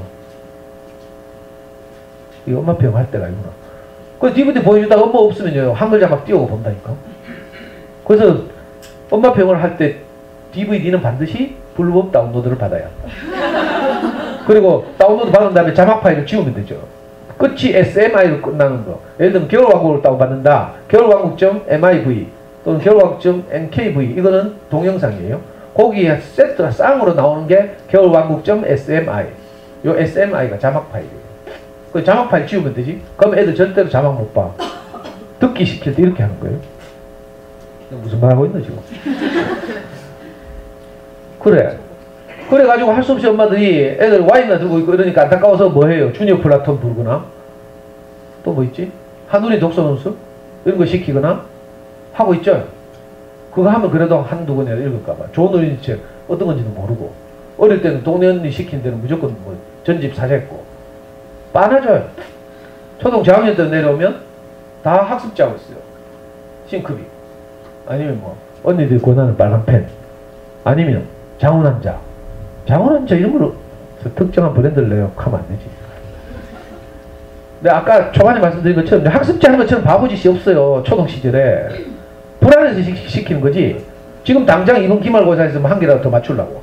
이 아이 키우는 일은요, 100m 달리기가 아니라, 이번 동계올림픽으로 말하면 쇼트랙이 아니라, 쇼트랙은 트랙도 짧죠, 글자 그대로. 그리고 빨리 승부가 나. 그러니까 막 땡기고 밀고 막 이래가지고 막 엎어지고 막 변수가 많아요. 오버페이스도 하고. 근데 스피드 스케이팅 보니까 어때요? 매스 스타트 보니까 서서 출발해요, 서서. 그리고 이번에 그 이승훈하고 정재훈이 둘이 매스 스타트 출전해가지고 이승훈 금메달 따는 거 봤어요? 거기 보면 어떤 한 놈이 반바퀴 앞서서 계속 지 혼자 간다니까? 근데 어떻게 됐어요? 그건 뒤로 나중에 밀렸죠. 왜? 오버페이스 한 거라. 무슨 말인지 알겠어요? 우리 아이들도 사실은 매스 스타트도 아니고 자녀교육은 마라톤이에요, 마라톤. 오버페이스 하면 절대로 안 돼. 초등학교 시절에요. 올백 맞는 애들 보면 나중에 보면 없어. 무슨 말인지 알아요? 물론 막 너무 뛰어나가지고 가만히 놔둬도 저절로 올백 맞는다. 이건 할 수 없지. 근데 대부분의 올백은 엄마들이 돌려서 만드는 올백이거든. 이 공부 방법이 잘못된 거라. 마라톤으로 말하면요. 10km, 15km 지점면서 상대편 우승 후보의 그 페이스를 흐트러뜨리기 위해서 우리나라 예를 들어서 우리나라 올림픽 가면 3명 출전하거든요. 그러면 3위 기록 보이자가 뭐 어떤 역할을 받아요? 그 이번에 매스스타트에서 정재훈이 했던 역할. 그죠? 페이스를 그 레이스를 주도하는 거예요. 주도. 그래가지고 10km, 15km 지점에서 치고 나가. 섣불리 잘 모르는 애들은 훈련이 부족한 애들은 불안해가지고 따라가죠. 따라가면 오버페이스. 진짜 우승을 노리는 애들은 마라토너들은 보통 35km 지점쯤 돼서 뭘 해요? 스퍼트라고 하죠. 전력 질주. 그때부터 페이스를 유지하고 있다가 전력 질주. 우리 아이들의 전력 질주 구간은 고등학교 2학년 겨울방학. 이 전력 질주 구간이에요. 정말 그 최상위권인 경우에. 보통 애들은 고3, 3월달에 정신 차리고 열심히 한번 해보겠다 하죠. 여러분들 다 경험 있잖아. 모른 척 하지 말고. 그러니까 지금은 뭐 하는 거예요? 우리 애들은 마라톤 출전도 안 했어. 몸을 만들어내. 마라토너들도요. 내가 깜짝 놀랐는데 마라토너들도 몸을 만드는데 하루에 1시간 30분씩 헬스를 한다는데? 헬스 하는데요. 30분은 뭐 하는 줄 알아요? 팔 근력을 강화시키고 잡아 당겨서 야구할 때 투수들이 이 훈련 많이 하거든? 고무줄 당기는 거 있죠. 양손을 잡고. 이거 한대. 팔 근력이 무슨 소용이 있는데 근데 그게 아니래. 마라톤 할 때 계속 팔을 졌어야 돼. 그래서 팔 하나 풀려면 근력이 잘 발달돼 있어요. 두 번째 30분은 복부 근력을 강화시키는. 윗몸 이렇게 있잖아요. 발 걸어가지고 이렇게 올라오는 거. 왜 그런가 했더니 바람과 계속 맞으면서 뛰어야 하기 때문에 나머지 30분을 하체 근력 강화로 또 이렇게. 이 세 요소를 준비시키는 게 마라토너들의 기본이래. 자, 우리 아이들 같으면 그거잖아요. 어릴 때 체육기를 많이 하고 사랑 많이 하고 이런 거 얼마나 중요한지 알아요? 근데 엄마가 정말 중요한 건 안 하고 엉뚱한 거 하고 있다니까. 엉뚱한 거. 그래서 너무 안타까웠어요. 꼭 남의 일 같지 않고 제가 왜 이런지 몰라요. 그래서 십몇 년째 내게 거품 물고 있잖아요. 너무 답답해가지고 내 조카 같으면 한 대 바로 차든지 뭐 쥐어박든지 이래가지고 좀 뜯어고치겠는데 우리 엄마들은 또 뭐 좋은 강의네 하고 돌아가서 또 지 하던 듯 계속 하고. 아이 저한테 듣는 이런 이야기 어디 들을 데 없어요. 유튜브 아무리 검색해봐 나오는가. 혹시 성질 급하신 분들은요, 엄마표 영어부품 생명을 살린 수학공부 공부하시면 유튜브 검색하면 돼요. 그럼 제 강의 수백 개 올라와 있어요. 더 도움을 받고 싶으면 다음 카페 대구 부모교육연구소 들으시면요, 제가 10년 동안 한 모든 강의들이 mp3와 동영상으로 촬영돼서 다 올라와요. 내년까지 기다리기 어렵다 이런 분들은 초등학교 저학년 때 그래서 뭐 이런저런 학습지 하잖아요. 제일 내가 진짜 뜯어 말리고 싶어요. 이건 엄마들이 잘 몰라서 그래. 마라톤 풀코스에 대한 답사가 없어서 그래요. 왜? 아직 우리가 아이들 어리다 보니까. 그죠? 그리고 동네 언니들이 자꾸 이상하게 코치하고. 네가 극하다 베린데 하면서 빨리 학원 보내라 계속 이상한 소리 하고. 그리고 사춘기 되면 말하던데 어릴 때 더 잡아라 뭐 이렇게 하고. 초등학교 때는요, 한 달, 두 달이 무섭다니까. 애들 공부를 어려워하잖아요. 이건 아직 덜 자라서 그래. 그래 좀 기다리면 돼. 근데 옆집에 빨리 뛴다고 있잖아. 페이스메이커 꼭 동네 옆에 애들 페이스메이커들 있다. 옆 라인에 가면요 꼭 먼저 뛰는 애들이 있어. 그럼 내가 불안해 안 불안해요? 나도 아마추어인데. 그러니까 같이 뛰는 거라. 그러다 애는 자존감 점점 낮아지고 밤마다 곡소리 나고. 좋은 영어 학원 어디 한 군데 보내봐요. 그러면 단어 30개씩 50개씩 외우라 하거든. 한 3, 4학년 되면. 그런 학원을 좋은 학원이라고 엄마들이 알고 있어. 그러면 좋은 학원에서 또 단어 안 외우면 집에 안 보내준다? 그럼 어떻게 해요? 집에서 저녁 밥 먹인 다음에 단어 체크를 엄마가 해야 되지. 교양이 있는 엄마들은 30cm 작아지고 손바닥 때려가면서 이제 한 개 들 때마다 한 대씩. 이 교양이 있을 때 이야기예요. 저처럼 성질 급하면 어때요? 자를 세워가지고 모서리로 아빠가 퇴근하고 돌아보니까 엄마는 막 긴 머리에서 모락모락 나고 얼굴 벌거해가 있고 애들은 막 울고 있고 막 이 아빠는 시한폭탄 밟을까봐 뒤꿈치 들고 조심조심 해가지고 눈치 보면서요. 이 비극이라니까. 그게 아니고 어린 시절에 학습에 필요한 가장 중요한 요소는 책을 좋아하게 만드는 거예요. 이거보다 더 좋은 사교육 없어요. 있었으면 제가 안 했을까봐 제가 공부에 한 맺힌 사람인데 저보고도요 뭐 많은 사람들이 애 아깝다 수성구로 가라 막 이런 소리 많이 들었어요. 저도. 근데 제가 사교육이 정말 중요하다고 생각했으면 당장 갔겠죠. 수성구 왜 가는 줄 알아? 사교육 인프라가 제일 발달해 있으니까. 근데 아무리 생각해도 모든 것이 자기가 직접 하는 것보다 더 뛰어난 방법 없어요. 설거지를 한번 해도 세탁기를 돌려도 그렇고 이게 별거 아니죠. 어머니 세탁기 돌리는 거 별거 아니죠. 일상이죠. 일상. 저는 두려워요. 왜? 직접 안 해봤거든. 저는 간이 커가지고 아직 세탁기 돌릴 줄도 모르고 쓰레기 분리수거도 못해요. 그건 너무 스트레스라니까. 우리 와이프 죽고 없으면 내가 하겠지. 배워가지고. 그러니까 안 해보니까 두려운 거라. 공부도 직접 해봐야 돼. 직접. 이게 아주 중요해요. 그걸 어렵게 말해서 자기주도학습 이렇게 말하죠. 저는 정말 중고등학교를 못 다녔잖아요. 가난해서 초등학교를 6군데 전국에 서울 뭐 전라도 해가 6군데 돌아다니고 겨우 졸업했어요. 어떤 공장에 다니면서 일하면서 그죠? 겨우 이렇게 했잖아. 진짜 자기주도학습 했다니까. 나중에 크고 나서 보니까 그죠? 이것보다 더 좋은 방법이 없어. 그래서 내가 못 시켰다니까 사실. 안 시킨 게 아니고 못 시켰어요. 더 좋은 방법이 없어서. 그래서 내가 여러분들한테 이 귀한 이 노하우를 지금 말하는 건데 엄마는 무시하겠지 또. 애들이 그래도 어릴 때는요 잘 때 되면 뭐 책 읽어달라고 책 가져오고 이래가 읽어주고 이랬는데 이상하게 인마들 초등학교면 더 가면 책 안 읽는다? 왜 그런 줄 알아요? 근본적으로 책 읽기가 잘못돼 있어서 언제 유아기 때 이게 물론 제 생각이에요. 유아기 때 전집 문화에 너무 찌들어가지고 전집의 가장 큰 폐해 중에 하나가 책 읽기를 지식 중심의 책 읽기로 만들고 그래서 아이들로 하여금 책의 재미를 모르게 해요. 언니를 따라서 대형 전집 출판사 교육받으러 가보면 이렇게 겁주거든요. 0시부터 2시까지 자연관찰 2시부터 4시까지 세계문화 개사코. 아이씨 4살짜리가 무슨 세계문화를 완전히 돌아도 분수가 있지. 아니 뭐 정신 나갔다니까 지금 우리나라가. 저 6세 때 경제와 역사. 저 경제와 역사 6세 때 왜 이렇게 해야 되는 줄 알아요? 수능에서 문과 수능에서 사탐을 선택하잖아요. 사탐 선택하면 11과목이라 11과목 중에 가장 어려운 게 국사와 경제예요. 그래서 적하는 거라. 국사는 요즘은 이제 모든 아이들 필수가 되어 있지만 몇 년 전만 해도 서울대 지원자들만의 필수였어요. 그러니까 공부 좀 하는 애들 다 국사를 지원하는 거라. 그러면 공부 보통 하는 애들 국사 지원하겠어요? 안 하겠어요? 다 피해서 뭐예요? 한국지리, 사회문화, 윤리 이런 거 하지. 여러분들 다 해봤죠? 국사는 다른 사탐 과목보다 또 분량이 3배나 많아. 그러니까 국사 어렵다는 생각이 드는 거죠. 나머지 과목 중에서는 경제가 제일 어렵거든. 그래가지고 어려우니까 미리 해야 된다 하면서 전집 무슨 출판사더라? 사회탐구 전집 내가지고 대박 났잖아. 15년 전부터. 잠순에서도 뭐 얼마나 유행하는지 제정신이 아니라니까. 그리고 대부분 지식 중심의 책.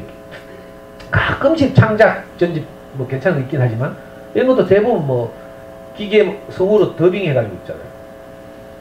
강의 끝나고 어떤 엄마 묻는다. 세이펜으로 책 읽어줘도 돼요? 이렇게 하고 있다. 양계장 가면요. 케이지에 닭 넣어놓고 키우거든요. 왜 하는지 알아요?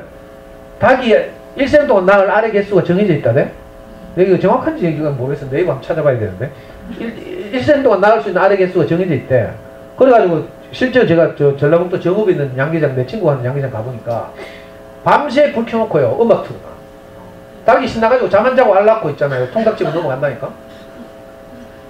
우리 애들 세이펜이나 뭐 CD로 뭐 책 읽어주고 있어?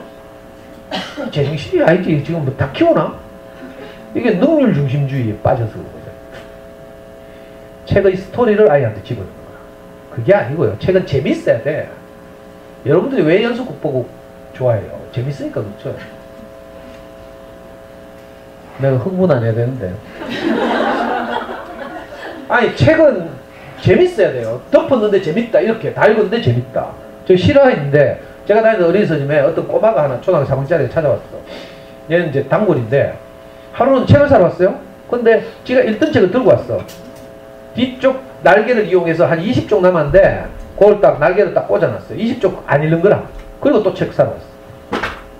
그래 니 이거 왜 덜 읽었는데 책 사놓고 하니까 애가 하는 말이 이 책이 너무 재밌어서 끝날까봐 아쉬워서 못 읽겠대. 그리고 또 책 사러 왔어요. 얘는 뭐예요? 책의 맛을 아는 거라. 얘는 수성고 안 왔어요. 저 달서구 제일 끝에 있는 화원 넘어가는 경기지점에 있는 대진초등학교 다녔거든. 대진초등학교, 대진중학교. 나중에 대구과학고등학교. 지금 카이스트 4학년이에요. 그 어린이집에 책을 맛을 하고 책을 꾸준히 읽는 애가 다 공부 잘할 가능성이 높은 거죠. 물론 책 많이 읽어도 공부 못할 수도 있어. 유전자가 안 받쳐주면. 근데 일반적인 경우에 동일한 유전자라면 무슨 말인지 알겠어. 우리 아이의 가능성 유전자까지 와야 돼. 다 아니 우리 아이가 똑같은 유전자 동일한 유전자 가지고 있잖아요. 방치하고 뭐 사격이나 시키고 잡는 거 하고 그죠? 좋은 어린이책 읽어주면서 자존감을 높여주는 거 하고 그죠? 가능성이 훨씬 달라진다니까. 이 유전자 지능검사 이런 건요 컨디션에 따라서 확 달라져. 한 20씩 차이가 나요. 우울할 때 하고 기분 좋을 때 하고 행복할 때 하고 검사해보면요 차이가 많다니까. 그러니까 후천적으로 우리가 유전자로 뭐 바꿀 수는 없으니까 후천적으로 우리가 가장 잘할 수 있는 것이 이제 좋은 환경을 만들어주는 거죠. 가장 좋은 환경이 뭐예요? 좋은 어린이 책이 아이 손에 닿는 곳이 늘 있는 환경이죠.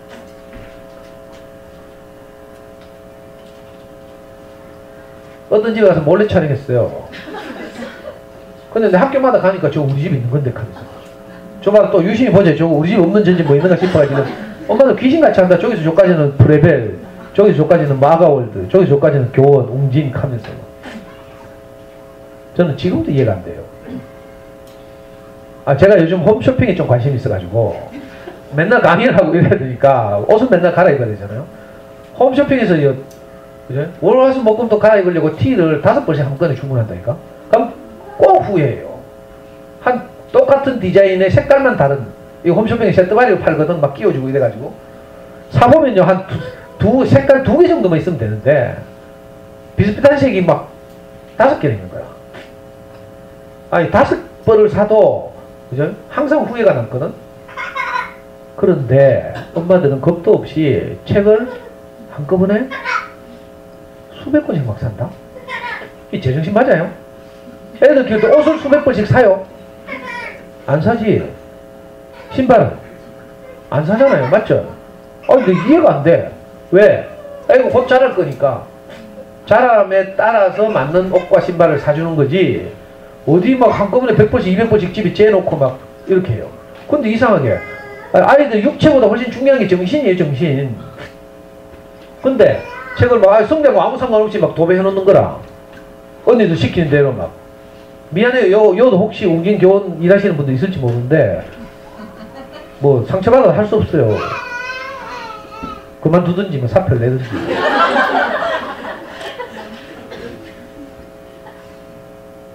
제가 캐도 워낙 대기업이라 가지고 영향을 안 받아. 그래서 내가 마음대로 짓거리는 거예요. 제발 안 그랬으면 좋겠거든. 어떤 엄마들은 몇 천만 원씩 도배를 해. 그래도 애 방 새벽 채우기 힘들어요. 2천만 원, 3천만 원씩 도배하고. 다 해봤죠? 많은 엄마들이 언제 우리 집 찍어갔어요? 하면서. 그래서 제가 10년 전에 저도 젊을 때 폐기 있을 때는 빨리 갔다 중고나라에 갖다 팔아라 했어요. 지금이라도 팔아야 조금 제가 받지. 나중에 제가 유명해지고 나면 이제 못 판다 하면서. 팔으라고 막 권하고 다녔어요. 근데 아무도 안 팔아. 근데 요즘 와서 깨달았잖아요. 이거 팔면 인테리어가 무너지는구나.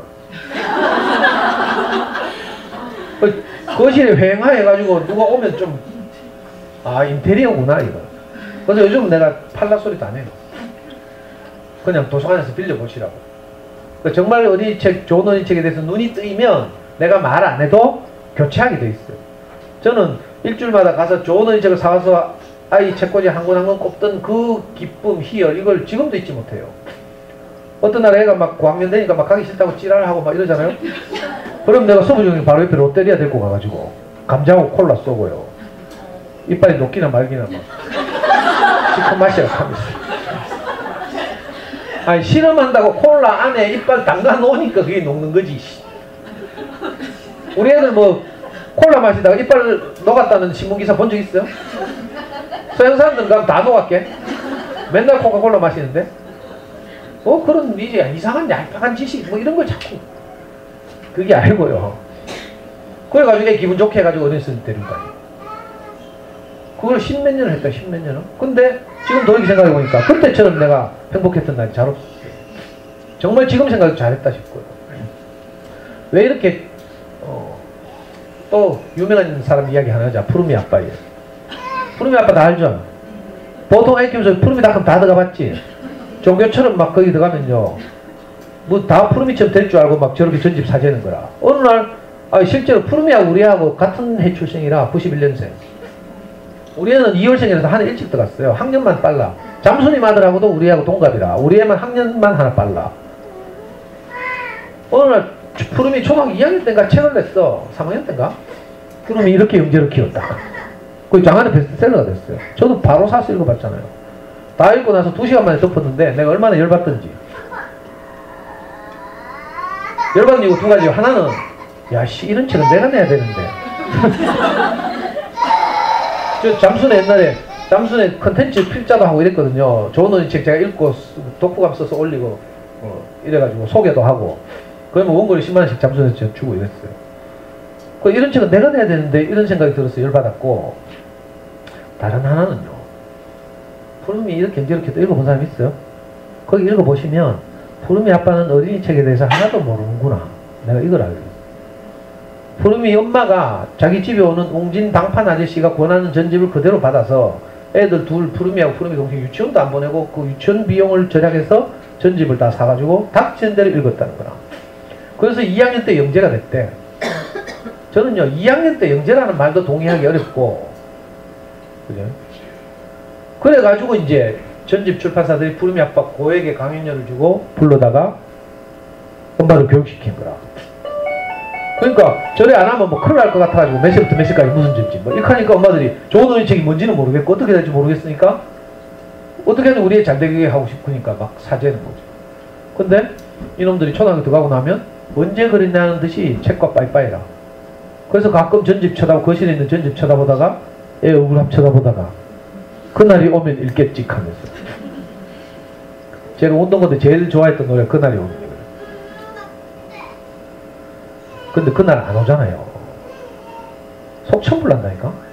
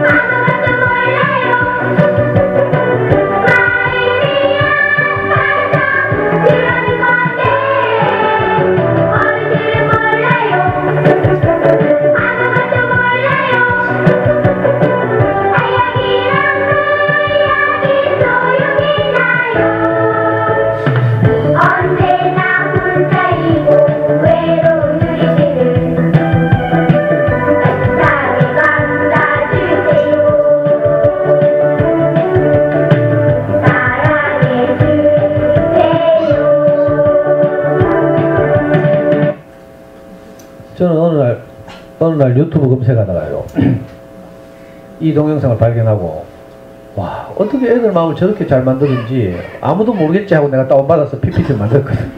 근데 엄마들 다 알고 있더라. 이거 처음 보는 분 있어요? 처음 보시는 분? 그래도 있네. 이거 모르면 간첩인데. 자, 아까 몬테소리 여사가 인지 영역이 중요하다 이렇게 말했잖아요. 근데 우리가 인지 영역, 그러니까 그놈의 학습 문제 때문에 애를 자꾸 집중하다 보면 어떻게 돼요? 애의 충동 조절 장애가 일어나고 애의 자존감은 점점 낮아지고 이렇죠. 저도 그랬어요. 근데 공부가 너무 아쉬워가지고 이놈 공부를 잘 시키려고 막 혈안이 돼가지고 어떻게 하다 보니까 애가 아빠를 점점 무서워하는 거라. 수학 공식이 또 얻어 나오잖아요. 정신 차리라고 머리를 쥐어 박았어. 근데 애가 정신을 차리는 게 아니라 정신줄을 놔요. 그래가지고 아빠 눈을 못 쳐다봐. 내가 봤어요, 직접. 애 눈동자가 팽그르르 돌아가고 있어. 아빠를 똑바로 못 쳐다보고 무서워가지고. 나는 집중하라고 하는 건데 지는 뭐 어떻게 해야 될지 몰라가지고. 애한테 얼마나 미안하겠어요. 이런 일이 자꾸 일어나는 거라. 나중에 보니까 애 일기장에다 아빠 빨리 죽었으면 좋겠다 이렇게 써. 전 진짜 아들 하나밖에 없어가지고 이놈이 너무 소중해가지고 자잖아요. 엄마는 애 잠들었다 싶으면 바로 지방에 뛰가 지가 자. 근데 나는요, 애 잠들면요, 우리 땀이 많거든? 그럼 거즈로 그 땀 닦아주고요, 불 끄고요, 이불 덮어주고. 그러고도 내 불안해가지고 또 다시 한번 더 가보고. 그거 꿈꾸잖아요? 악몽을 막 꾸고 있죠? 그러면 애 꿈속에라도 들어가서 내가 애를 도와주고 싶다니까. 그게 우리 마음이죠. 정말 그런데 내 마음이 이렇게 아이를 사랑하고 소중한데 이상하게 공부만 시키면 내가 정신 나가는 거라. 사이코 된 거라, 사이코. 야, 이거 이상하죠? 그래서 저는 많은 어려움을 겪었어요. 아까 말씀드린 것처럼. 그런데 다행스러운 게 저는 성질도 급하고요, 뭐 인성도 더럽고 뭐 이런데 이상하게 내가 다행히 어린이집을 다녔잖아요. 그래서 좋은 어린이집을 가지고 밤마다 아이한테 책을 읽어주죠. 그럴 때는 이상하게 내 마음 깊숙한 곳에 있던 것이 조금씩 살아나는 거예요. 그래서 어떤 때 책 읽어주다 많이 울고요. 책 읽어주다 진짜 아이하고 많이 울었어요. 내가 어린이책 읽어주는데 내가 치유가 돼서 울기도 하고요. 초등학교 시절에 저는 이제 친척집에 가서 컸잖아요. 그러니까 초등학교 3학년 어느 학급에서 일어난 이야기, 내 짝꿍 영대라는 책이 있어. 이 책 보면요, 이 영대라는 아이가 뭐 엄마가 돌아가시고 어디 서울로 전화 와가지고 학급에서 왕따 당하면서 깨지하게 이렇게 사는 이야기인데, 그러다 극적으로 반아이들과 소통하고 화해하는 이야기인데, 그 영대 꼬라지가 꼭 내 꼬라지 같은 거야, 어릴 때. 그래 막 내 짝꿍 영대 읽어주면 지금도 내가 울잖아요. 우리 연구소 오는 아이들한테 내가 책 읽어주는데, 책 재미를 모르는 아이들한테 읽어주면서 내가 막 울먹먹하고 우는데 이 듣는 것 떨어지잖아요. 선생님 왜 이렇게 해요? 저는 우리 아이한테 진짜 우리 아이 자존감을 높여준 그림책 같은 거 읽으면서 많이 울었어요. 미안하기도 하고 또 내 마음이 살아나기도 하고. 그죠? 그리고 우리가 또 다행인 것은 애 잡은 날, 우리가 평소에 맨정신일 때는 애한테 엄마는 너를 사랑해 이 말 못하죠. 그런데 잡은 날 어떻게 돼?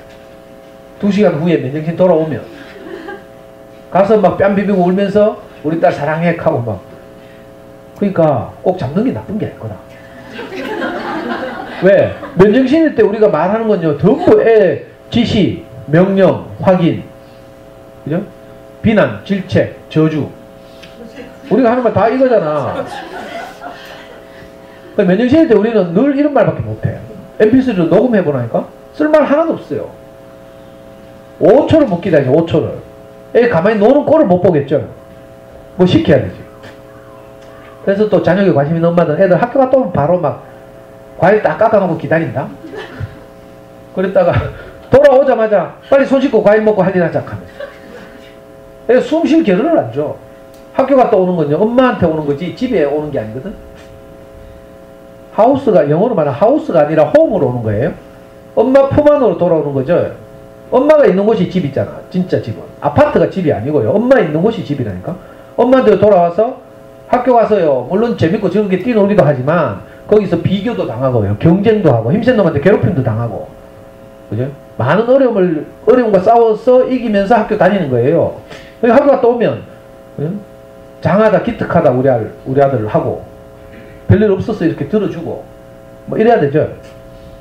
근데 이런 거 다 생략하고, 막 기능적으로 우리가. 인지 영역의 발달에만 신경 쓰고 이러는 거죠.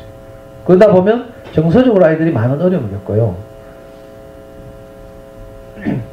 그래서 제가 자꾸 좋은 어린이책을 권하는 거야. 좋은 어린이책은 인지영역의 발달과 함께 정서적인 안정에도 큰 기여를 하거든요. 지식 중심의 책 읽기 하지 말고 정서적인 책 읽기, 행복한 책 읽기를 해야 된다는 뜻이에요. 자, 좋은 어린이책을 만나면 이상하게 책이 아이를 치유한다? 저도 치유를 많이 받았지만 예를 들면 대표적으로 브라질의 성장 소설 나의 라이모렌지 나무 있죠. 이 책 읽어보면요, 그 주인공 이름이 뭐지? 제제라는 꼬마가, 저는 이거 완전 소설보다, 성장 소설보다도 그걸 우리말 만화로 만든, 제가 아주 좋아하는 사실주의 만화가 이희재 선생이라고 있는데 이분이 그걸 만화로 만들었어요. 근데 만화책이 원작보다 더 감동이야. 한 권에 25,000원인가 하는데 지금 절판됐을걸요. 인터넷에 가면요 이거 막 거래돼. 너무 감동적이거든. 우리 아이한테도 많이 읽어주고요. 그 제재라는 꼬마가 그 가족 안에서도 사랑을 못 받고 막 학대를 당하고 막 이래가지고, 근데 방황하다가 동네 아저씨를 하나 만나죠. 포르투가 아저씨가. 이 아저씨 만나기 전에는 제재가 자기가 외롭잖아요. 그러면 자기 집 뒷마당에 있는 라이모렌지 나무하고 대화하죠. 그래서 라이모렌지 나무를 자기 친구처럼 여기고 거기다 이름도 붙여줘요. 민기뉴라고, 나무한테. 그래서 제목이 나의 라이모렌지 나무잖아. 그 오렌지 나무하고 맨날 이야기하고 방과 후에 학교 갔다 오면 속상한 이야기도 하고 이러다가 정말 자기를 존재적으로 봐주는 동네 아저씨, 포르투가 아저씨 만나서 그 자기 인생의 멘토가 되는 거죠. 진짜 감동적이거든. 자, 이런 이야기 읽다 보면 치유가 된다니까. 이 치유의 과정을 이렇게 독서치료 전문가들 이렇게 세 가지 과정을 거친다고 하죠. 첫째는 주인공과 내가 동일시돼요. 동일시가 되지 않으면 재미가 없죠. 지식 중심의 책은 그래서 재미가 없어요. 여러분들 연속곡 좋아하는 이유가 언제다 재작년인가? 태양의 후예를 보고 엄마들이 뭐 시청률이 40% 넘고 막 왜 그런 줄 알아요? 다 지가 송혜교인 줄 알거든. 그 송혜교한테 감정이입돼 가지고 송중기하고 뭐 어떻게 되면 막 좋아가지고 막 또 갈등이 일어나가지고 막 헤어지고 막 이렇게 하면 막 안타까워하고 막 이렇게 하죠. 그게 뭐예요? 주인공과 내가 동일시돼요. 그리고 주인공이 울 때 나도 같이 울고 웃을 때 같이 웃고, 주인공이 뽀뽀할 때 나도 막 뽀뽀하듯이 찌릿찌릿한 기분이 들고 막 이런 과정이 카타르시스죠. 아니 진짜로 그때요, 그 당시에 태양의 후예 한참 할 때 저한테 아니 모르는 사람한테서 카톡이 왔어. 그것도 오만상 길게 수요일 목요일 아빠들의 행동 요령 하면서 엄마들이 수목 드라마 태양의 후예를 본다고 예민해져 있대. 본방이 10시부터 11시까지인데 엄마들은 9시부터 예민하대. 기다린다고. 송중기 보려고. 그래서 무조건 저녁 해결하고 9시 전에 들어가서 안방에 딱 짱 박혀 있어야 돼. 근데요, 그 뒤가 더 과간이라 본방 끝났다고 튀어나오면 안 된대. 왜냐하면 엄마들한테 아직 송중기의 잔영이 남아있어. 그 잔영을 누리고 있는데 티 나가지고 테레 앞에 서가지고 송중기가 좋아 내가 좋아 이렇게 사면 그건 능지처참감이라고 하잖아. 그렇게 좋아하는 이유가요, 동일시 감정이입이 되고 나서부터예요. 자, 책도 마찬가지죠. 예를 들어서 하나, 자, 우리나라 유명한 그림책 가운데 엄마가 화났다 이런 그림책 있어요. 엄마가 애 따면 사사건건 찌랄한다. 짜장면 시켜줘 놓고는 짜장면 쏟고 흘리고 튄다고 찌랄해. 또 씻으라고 고함 지르죠. 엄마 지금 허리춤에 팔 각도 보여요? 열받고 있다 이런 뜻이거든. 그러니까 빨리 씻어. 옷 벗고 씻었겠어. 그래서 목욕탕에 들어갔어. 목욕탕에 가서 또 애가 뭐 조그만 애가 막 거품 잘못 짜고 얘가 막 넘쳐났어. 갑자기 엄마가 목욕탕 청소하는 생각이 나가지고 지가 막 목욕탕을 난리 부르스 만들었어. 애가 아무리 기다려도 안 나오니까 목욕탕 문을 벌컥 열고 들어갔어. 완전히 개판돼 있잖아요. 그러니까 이번에는 이제 머리 쥐뜯죠. 그러니까 애 하는 짓마다 사사건건 마음에 안 드는 거라 그냥 지랄을 다 하고 있어요. 애가 이번엔 조신하게 놀 거라고 처음에는 제 생각에는 아마 스케치북에 그림을 그리기 시작했을 것 같아. 근데 막 상상력이 너무 뛰어나고 이러니까 어때요? 스케치북 쫓고 그래가지고 막 벼락방하고 방바닥에다 막 그림을 그렸지. 그랬더니 엄마 이제 드디어 입에서 막 폭탄이 투하되고 있죠. 이제 정신병 시작이라. 그럼 사사건건, 그러니까 애 생각 어떤지 알아요? 사사건건 따라다니면서 뭐라 한 거라. 우리 애들 이 책 딱 읽혀줘봐요. 바로 이거 우리 집이네. 이게 동일시가 쉽게 된 거야. 그리고 엄마한테 혼날 때 자기도 막 속상하고 있잖아요. 근데 이 최숙희라는 작가가 신기하게도 애가 점점 엄마한테 혼나면서 뭐 자존감이 낮아지죠. 자존감이 낮아지는 걸 애 크기가 작아진다고 절묘하게 묘사했어. 애 크기가 점점 작아지죠. 그리고 우리는 열받으면 애가 눈에 안 보이죠, 사실은. 애가 어떻게 되는지 눈에 안 보인다니까, 우리가. 그런 것처럼 엄마한테도 애가 사라진 거야. 너무 작아졌어. 우리가 막 정신줄 고함 지르고 막 할 때는 애가 어떻게 될지는 눈에 안 보이죠. 그제서야 애가 사라지고 나니까 엄마가 갑자기 있잖아요.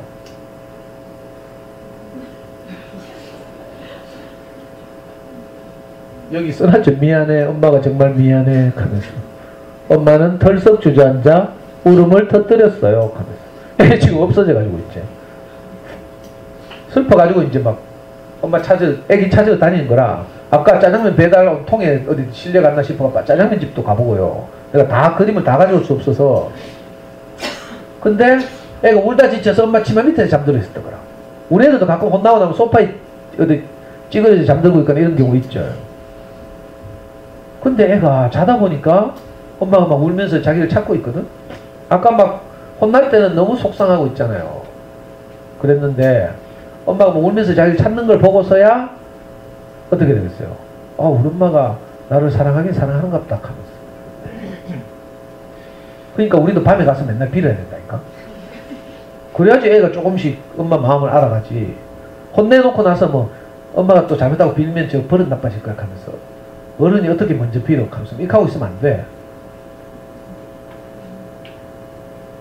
자, 극적으로 이제 아기를 다시 만났죠. 그래가지고 소통하는 거라. 여기 산아 미안해 사랑해 우리 아가 하고 있어요. 산이는 엄마를 꼭 안아주었어요. 엄마도 산이를 꼭 안아주었어요. 제가 금요일마다 엄마한테 이런 그림책 한 번씩 읽어주잖아.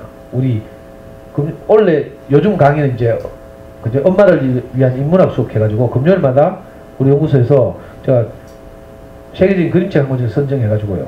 엄마한테 제가 직접 읽어줘요. 그리고 이 책을 가지고 어떻게 아이들과 소통할지 이런 강의를 보통 1시간 30분 하는데 벌써 11시 33분이고 시간이 없으므로 제가 책 한 권 한 권을 소개하는 거 다 생략합니다. 혹시 필요하신 분은 이제 그 금요일 강의 동영상이 다 올라가 있으니까 혹시 그림책에 대해서 좀 알고 싶은 분들은 봤으면 좋겠고요. 이렇게 자 먼저 동일시 그 다음 주인공이 웃고 웃을 때 함께 웃고 웃어요. 이걸 보고 카타르시스 이렇게 말하죠. 마지막에 책을 덮으면 뭘 하나 알게 돼요. 깨닫게 되죠. 이걸 통찰, 인사이트니스. 자, 이 책을 읽은 아이들이 어떻게 생각하겠어요? 우리 엄마도 맨날 혼내긴 하지만 산이 엄마처럼 나를 사랑하시겠구나 이렇게.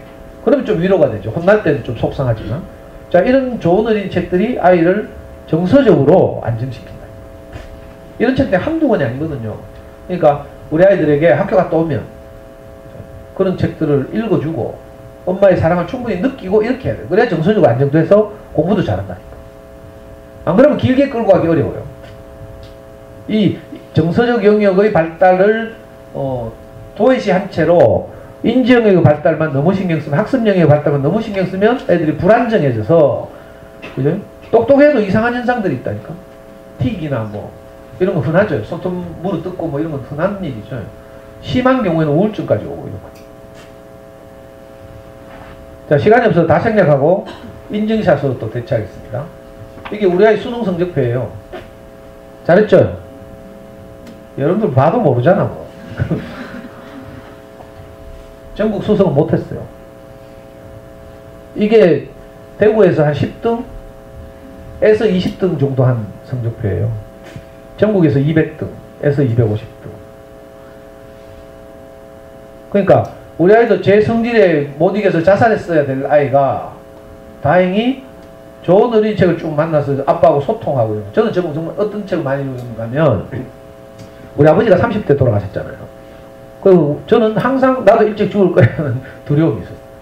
그래서 우리 아이한테 주로 아빠의 죽음에 관한 책 많이 읽어줬어요. 아빠 죽고 난 뒤에 잘 살라고. 그러면서 많이 울고요.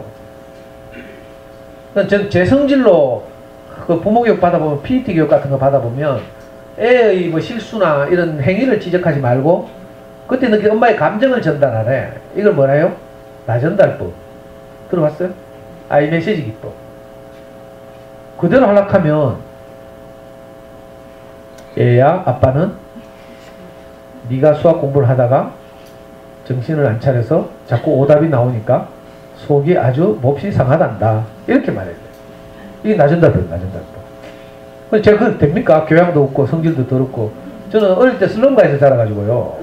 욕을 엄청 들으면서 자랐거든. 완전히 막 양아치처럼. 그래서 저는 욕이 네이티브 스피커예요.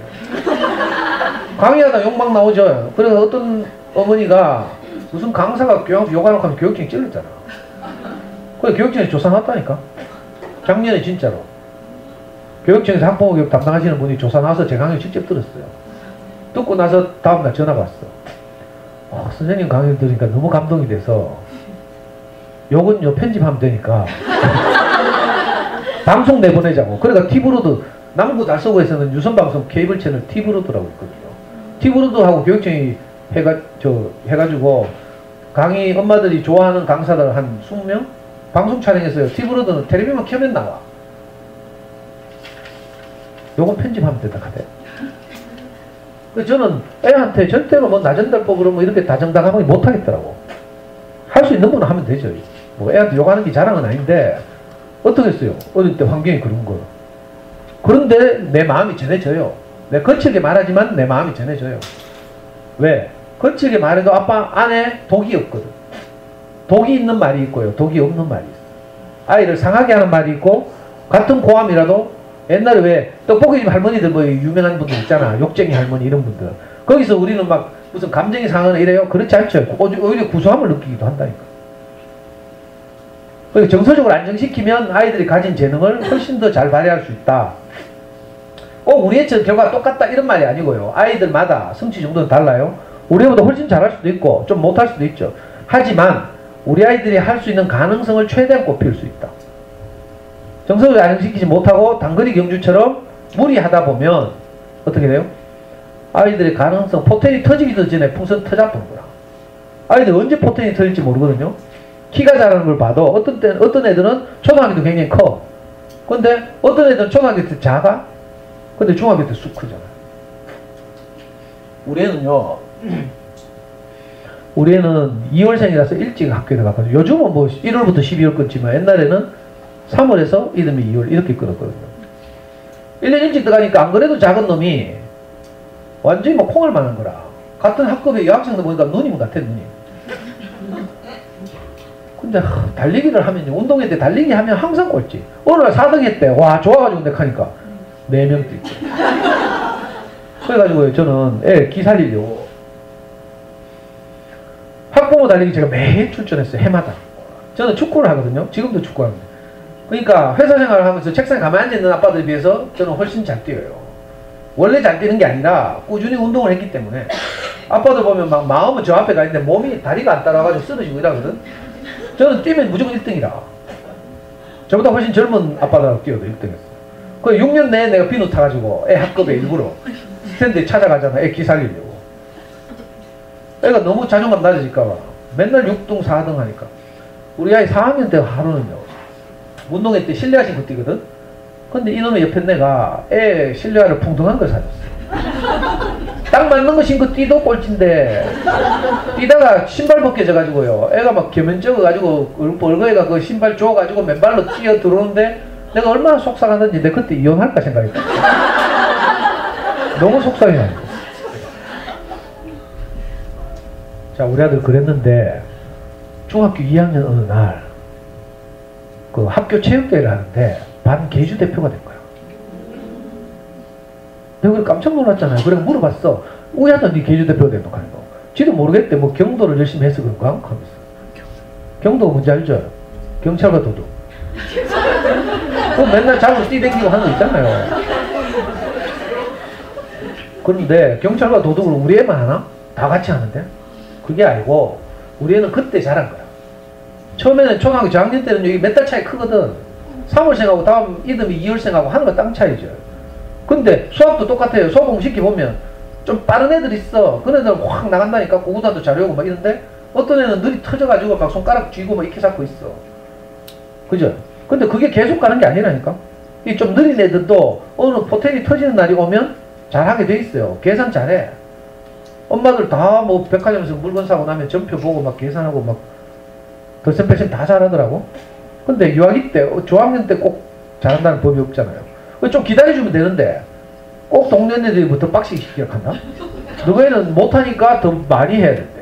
그래야 따라갈 수 있대. 이게 뭐 이상한 논리, 뭐 들어보면 좀 그럴듯한데 좀 이상해. 이게 뭔지 알아요?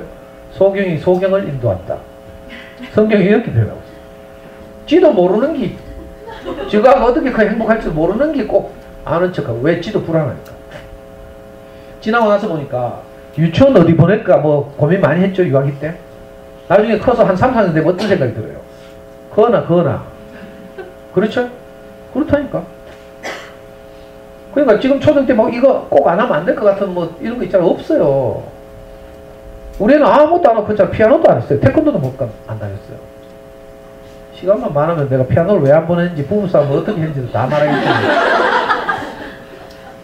캐터리가 우리 와이프는 피아노 보내고 싶어가지고 막 계속 하는 거예요. 그래서 내가 켰어요. 여보, 피아노가 그렇게 중요하면 초등 교과 과정에 피아노 과목이 왜 없노? 하면서. 음악으로 충분하니까 피아노 없는 거 아이가? 하니까 우리 와이프 표정이 있잖아요. 내가 니하고는 다시는 말 섞나 봐라. 이런 논리적으로 맞으니까. 제가 정말 인간미 없고 막 이랬죠. 벌써 시간 다 돼가지고. 어머니들이 잘 들어주시니까 제가 신이 나서 자꾸 엉뚱한 소리 하고 있어요. 자, 특별히 부탁하고 싶은데요. 책을 많이 읽어줘야 돼요. 책을 읽는 것과 한글을 아는 것은 완전히 다른 차원이에요. 많은 엄마들이 책 읽을 줄 아니까 니는 이제 한글 아니까 니 혼자 읽어. 엄마는 살림도 해야 되고 동생 돌봐야 되니까 이렇게 말해. 그게 굉장히 위험해요. 왜냐하면 한글 아는 거하고 책 읽는 거하고 차원이 다르다니까. 우리가 영어 알파벳 다 알잖아. 영어책 읽을 수 있어요? 책 한 권씩 줘볼까? 자, 횡단의 숨은 뜻도 읽어야 되고요. 작가의 의도, 배경, 분위기 이런 걸 다 종합적으로 띄어읽기 뭐 이런 거 다 해야 돼요. 애들 꼬마들이 뭐 떠듬떠듬거리지. 저는 일주일에 한 번씩 아이들 팀을 짜서 어린이를 위한 인문학 수업하면서 그림책 가지고 애들하고 수업해요. 3, 4학년들도 책 읽어보라 하면 못 읽어요. 떠듬떠듬거리고요. 어른들도 책대로 안 읽죠. 예상에서 읽다 보면 막 틀리고 하잖아. 그렇다니까. 그래서 가능하면 아이들한테 책을 읽어주는 것이 좋다. 읽어주다 보면요. 1학년짜리다. 예를 들면 1학년으로서는 스스로 읽을 책은 1학년 수준밖에 안 되지만 엄마가 읽어주면 4학년 책도 소화할 수 있어. 무슨 말인지 알겠죠? 자, 언제까지 읽어줘요? 이렇게 묻는데 애가 책을 뺏어가는 날이 와. 엄마가 읽어주는 것이 느려 터져. 지가 볼 때 느려 터졌어. 지가 눈으로 읽는 게 훨씬 빠른 날이 온다니까. 이제 이게 독해 능력 이런 게 향상된 날이 와요. 그러면 엄마 내가 이렇게 하고 뺏어가요. 그러면 이제 애한테 맡기면 되고. 그렇더라도 밤 되면 마음을 따뜻하게 하는 책들은 우리가 직접 읽어주는 게 훨씬 좋고. 저는 우리 초등학교 5학년 때 내가 읽어줬다니까. 아빠가 죽는 이야기 이런 거. 좋은 어린이책 있어야 되는데 이건 이제 도서관 있으니까 내가 걱정 안 하고 생략하고 지나갈게요. 자, 이제 도서관에서 또는 공공도서관에서 학교도서관에서 어떤 책을 빌려서 읽힐까. 그리고 정말 중요한 책들은 사실은 가능하면 사는 게 좋고요. 사서 소장하는 게 좋고요. 자, 어떤 책을 읽힐까 잘 몰라가지고 전집에 경도됐는데 이제 제가 이제 몇 가지로 아주 쉽게 좋은 어린이 책을 도서관에서 빌리는 방법을 말씀드리려고요. 자, 인터파크나 교보문고나 인터파크, 예스24 이런 그 인터넷 서점들이 전산화를 한 게 10년밖에 안 됐어요. 전산화를 한 이후에 통계를 내보니까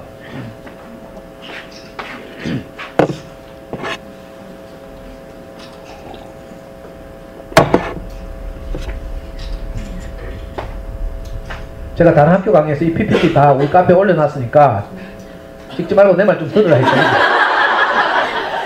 근데 어떤 엄마가 PPT 어디 있을까 하면서 온 카페에 뒤져도 없거든? 그래가 연락이 왔더라? 그래서 내가 급히 막 올리려고 보니까 용량이 너무 커서 못 올린대.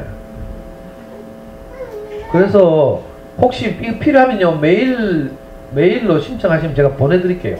그 카페는 용량이 커서 못 올린대. 동영상이 올라가는데 왜 이건 못 올린다? 그건 이해가 안 되는데 게시판에 글 쓰려고 하니까 사실 동영상으로 다 촬영돼서 올라가 있는 게 있고요. 강의 끝나고 필요하신 분에게는 제 명함을 드릴 테니까 혹시 이런저런 자료들이 필요하면 연락하시면 되고요. 자, 이건 뭐 사진 찍을 필요 없어. 10권밖에 안 되는데 이거 찍어서 뭐 하려고요? 책 10권 읽히고 말까 아니죠? 저는 여기서 힌트를 얻으라고. 예를 들면 지금까지 우리나라에서 나온 그림책 가운데 가장 많이 팔린 그림책은 강아지똥이에요. 그림책의 대명사죠. 그 아이들의 자존감을 높여주고 하찮은 것들의 소중함을 일깨워주는 아주 정말 불멸의 그림책인데, 자, 이 그림책을 통해서 이제 제일 먼저 할 수 있는 게, 이 그림책은 길벗 어린이라는 출판사에서 나왔어요. 자, 그러면 내가 길벗 어린이 사장이라도 강아지똥 같은 책을 내서 명예를 얻었잖아요. 물론 돈도 벌었겠지만. 그럼 어떻겠어요? 다음 책도 잘 만들 거 아니겠어요? 자기 명예를 위해서라도 소홀히 하지 않을 거라고. 그러니까 신뢰할 만한 출판사를 따라가면서 도서관에서 빌리면 돼요. 자, 그래서 이걸 첫 번째, 출판사 따라가기. 아이들 책을 제일 많이 내는 출판사 1위는 비룡소예요. 비룡소. 자, 비룡소의 저학년 문고나 그림책들은 정말 좋은 책들이 많아서 그냥 빌려다 읽으면 돼요. 읽혀주면 돼요. 웬만한 책들은 다 성공하게 돼 있고요. 자, 시간이 없어서 2위는 비룡소 쌍벽을 이루는 시공주니어. 요즘 대유행하는 게 저 13층 나무집 시리즈는 뭐 저학년이고 고학년이고 다 좋아하더라. 자, 우리나라 어린이 책 시장을 거의 지켰다고 할 수 있는 창비. 창비는 고학년 책을 많이 만드는데 창비 아동문고라고 해서 지금 30년 동안 300몇 권이 나왔어요. 창비 아동문고라고 해서 고학년들 책. 근데 요즘은 이제 저학년 책과 그림책에도 많은 관심을 기울이고 있죠. 엄마 사용법 저런 책 보면요, 엄마를 새로 주문하는 거야.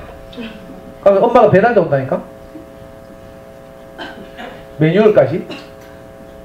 제가 저 책 가지고 우리 아이들하고 저 어린이위원 인문학 수업하면서 3, 4학년 아이들한테, 자, 엄마가 지금 마음에 안 드는 엄마들은 새로 주문하자 하면서 주문서를 작성해라 하면서. 그러니까 애들 요구가 있잖아요. 게임은 하루에 1시간 이상 시켜주고 뭐 용돈을 얼마씩 주고. 근데 어떤 애들은 진지하게 고민하더니 우리 엄마가 가끔씩 욕도 하고 하지만 새로 주문할 정도는 아니에요 하고 주문서를 포기하는 애도 있고, 어떤 애는 진짜로 주문서를 작성했어. 그리고 계속 배달되고 기다리고 있다.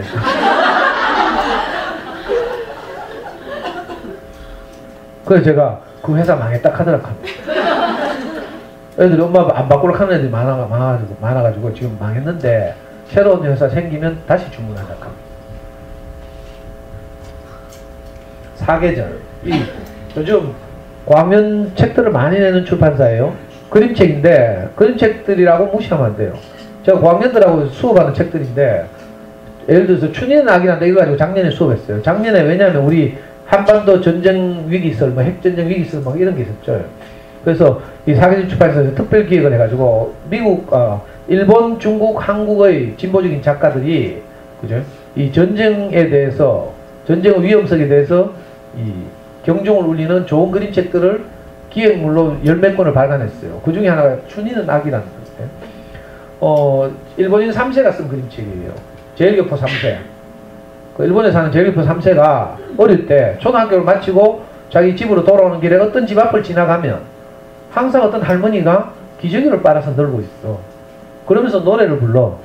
나의 살던 고향은 꽃피는 산골 하면서. 이 할머니가 제일교포인 거죠. 그래서 애들이 이상해가지고 할머니가 이 집에는 애기도 없는데 기저귀를 늘 빨아놓는 거라. 그래서 물어봤잖아요. 기저귀는 누구 거예요? 하니까 이 할머니 대답이 춘희는 아기란다. 이 할머니의 딸이 40 넘은 아줌마인데 이름이 춘희예요. 근데 중증 발달장애인 거라.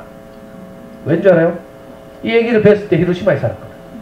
원폭이 떨어져서 원폭 피해자가 된 거예요. 평생을 그죠? 중증 발달장애를 안고 살아가는 이 딸을 돌보는 할머니가 고향 생각이 자꾸 나서 자기도 어쩔 수 없어서 뭐 어떻게 일본까지 흘러가서 살았는데, 그죠? 이 딸 기저귀를 늘 빨면서 얼마나 고향이 그리웠겠어요. 그래서 늘 이걸 부른다니까. 진짜 보면 감동적인 이야기고요. 아이들하고 수업하면서 고학년들한테 전쟁은 어떤 경우에도 안 된다. 전쟁은요 어떤 명분으로도 안 돼요. 전쟁을 하는 사람들은 항상 명분이 있어. 이유가 다 있다니까. 남북한이 싸워도 뭐 천안함을 뭐 의회 핵닉 해잡고 막 또 뭐 누구는 맨날 우리 북한을 침략하려고 한미연합훈련 하잖아 하고 막 서로 막 이렇게 하고 있어요. 들어보면 다 맞다니까. 근데 전쟁은 항상 양쪽에 오를 때는 부부싸움 언제 일어나는 줄 알아요? 둘 다 오를 때. 어느 일방이 잘못했어. 여러분들이 남편 몰래 주식 투자해서 다 망했어. 그러면 싸워요 빌어요? 그래. 싸우면 안 돼. 근데 둘 다 잘했어. 그럼 싸운다니까. 니만 돈 벌었는데 나는 집에서 애 키우느라고 지금 뼈골 빠지고 있다 하면서. 그렇죠? 이럴 때 싸운다니까. 전쟁은 항상 둘 다 오를 때 싸워. 그래서 명분으로 전쟁을 지지하거나 옹호하면 안 돼요. 어떤 경우에도 우리 개인의 인생을 피폐하게 해요. 그 작년에 이제 그 위기가 있었어. 이런 이야기였어요. 이런 책을 가지고 수업을 했어. 원래는 뭐 하려고 줄 알아요? 여기는 없는데 생활 어떤 거가 저학년이 하고 고학년들한테는 비무장지대의 봄이 오면 하면서 우리나라 작가 유명한 이혁배라는 작가가 쓴 책이 있어요. 비무장지대 알죠? 휴전을 중심으로 남북 2km씩 비무장지대라. 거기는 완전히 아무도 못 들어가게 돼 있어가지고 자연 생태계가 굉장히 우거져 있죠. 어떤 사람들은 거기다가 막 우리가 통일되면 무슨 큰 대규모 공원을 짓고 막 이랬으면 좋겠다 하고 막 이렇게 하고 있어요. 그런 상상을 다룬 책이 비무장지대의 봄이 오면 이런 책이 있거든요. 원래는 그 책으로 아이들하고 수업하려고. 매달 제가 책을 정해가지고 발표하고 엄마들 보고 사라 하거든요. 그래서 집에서 읽혀주고. 제가 책을 선정하면 우리 동네 연구소 주변 동네 마을 도서관이 다 하고 같이 구입해요. 자기들도 아이들한테 읽히고. 아까 말씀드린 길벗 어린이에서 나온 이 지원이와 병관이 시리즈는 유명하죠. 제가 볼 때는 뭐 세계적인 그림책에 비하면 이건 그림도 조잡하고 막 형편없어 보이는데 이상하게 애들이 좋아해요. 왜 그런 줄 알아요? 자기 이야기거든. 이 지원이와 병관이는요, 길벗 어린이 편집 주관하는 고대영 선생이라고 있는데 이분 애들 이름이라. 큰 딸이 지원이고 아들이 병관인데 벌써 얘들 다 커가지고 지원이 대학 졸업하고 취직했대. 병관이 군대 갔다 오고요. 근데 지금 우리 아이들한테는 여전히 자기 또래의 초등학생으로 느껴지는 거죠. 이 작년에 대구 내에서 이분이 강연할 때 하더라고. 오랫동안 사랑을 받아서 이 시리즈가 지금 9권인가? 10권인가 나와 있는데 애들 정말 좋아하더라고. 아이고 52분. 자, 출판사 다 생략. 두 번째는 많이 팔린 책 따라가는 거예요. 베스트셀러 따라가기. 자, 전 세계 그림책 가운데 가장 많이 팔린 책 1위는 너는 특별하단다. 2위는 언제까지나 너를 사랑해. 하나는 미국 그림책, 하나는 캐나다 그림책이에요. 자, 이런 책도 읽어주면요, 애들 자존감이 저절로 높아지게 돼 있어요. 그리고 밤에 잘 때 저 언제까지나 너를 사랑해 하면 읽어줘봐. 그러면요, 저절로 눈물이 나, 감동이 되고요. 신기하다니까. 저는 지난주 남산초등학교에서 강의하면서 이 그림책 이야기도 하고 이러다 막 울었잖아. 그러니까 오늘 내 안 울라고 내 마음 먹고 지금 하는데. 남산초등학교 교양선생님이랑 엄마들 다 울었잖아. 그 교양선생님이 처음부터 강의 끝까지 듣더라니까. 그러고 나서 제가 강의가 끝났어요. 마이크를 봤더니 교양선생님 뭐라고 한 줄 알아요? 오늘 선생님이 소개한 모든 책을 자기가 예산 1,000만 원 들여서 도서관에 다 구입하겠습니다. 그러니까 엄마들 좋아가 막 환호성을 지르고 막 박수를 치고. 그리고 교직원들하고 다 모은 다음에 선생님을 따로 한 번 더 부르겠습니다 하면서. 학부모 영양강화 연수 말고. 제가 오늘 최대한 안 울려고요. 이 책 읽어주다 보면 저절로 눈물이 나게 돼 있어요. 이 엄마가 애 키우면서 많은 일들이 있잖아요. 낮에는 저지레도 하고 뭐 이러니까 애기 때는 애기 때대로, 청소년기는 청소년기 때로, 대학생 때는 대학생 때대로 이 엄마가 밤만 되면 애기를 재우면서 뭐라 하는 줄 알아요? 엄마는 너를 사랑해 언제까지나. 어떤 일이 있어도 엄마는 너를 사랑해. 이걸 자장가처럼 계속 반복해요. 책에서 손이 아주 단순해. 근데 나중에 세월이 흘렀어요. 이 아이가 아빠가 됐어. 자기가 딸을 안고요. 창밖으로 어머니를 회상하면서 창밖을 내다보면서 밤중에 이 딸에게 저절로 이렇게 말해. 아빠는 너를 사랑해 언제까지나. 어떤 일이 있어도 아빠는 너를 사랑해. 이렇게 한다니까. 그러니까 그게 유전된 거죠. 엄마의 마음이 아들에게 유전됐어. 우리 부모님이 우리를 어떻게 키웠는지 뭐 속상한 것도 있고 서운한 것도 이렇게 했지만 우리도 모르게 그게 유전됐잖아요. 그래서 우리 어머니 아버지한테 받은 은혜를 우리가 위로 다 갚을 수 없어요. 여러분도 해봤죠? 우리가 아이를 키우다 보면 조금씩 미루어서 알아가는 거죠.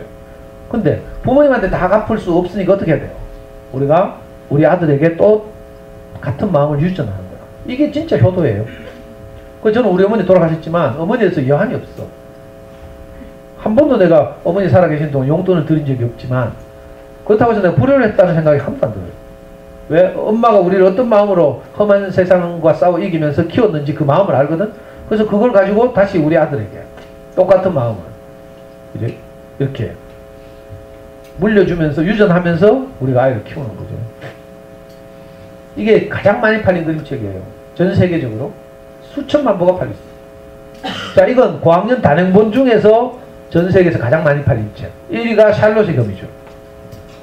시리즈물은 당연히 해리포터죠. 1위 해리포터, 2위 나니아 연대기, 3위 구스범스 이런 건데 단행본으로는 시공준위에서 나왔거든요.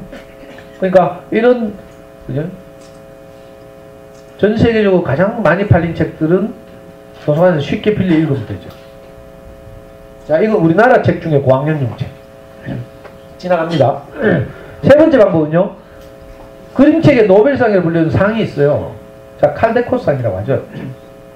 칼데코상을 받은 해마다 미국에서 영어로 발행된 그림책 가운데 딱 한 권에게 칼데코 메달을 수여하고요. 후보작이 된 몇 권에게 칼데코 아너라고 해서 그림책 보시면 책에 딱지가 붙어있죠. 이게 칼데코를 받았다는 뜻이에요. 이게 우리나라에 200권 정도가 번역되어 있어요. 그러니까 도서관에 가시면 칼데코스로 검색해서 빌리시면 세계적인 주옥 같은 명작들을 아이들에게 읽어줄 수 있는 거죠. 미국에 칼데콧이 있다면 영국에는 같은 의미로 게이트 그린웨이라고 있어요. 이거 고릴라 이런 책 다 아시죠? 이 세계적인 그림책이에요. 이거 유치원에서 할 그림책이 아니야 사실은. 자, 미국과 영국을 제외하고는 이탈리아에서 2년에 한 번씩 북 페스티벌이 열리거든요. 그 이탈리아 볼로냐라는 도시에서 북 페스티벌이 열리는데 거기서 수상하는 그림책들에게 라가치상이라고 하죠.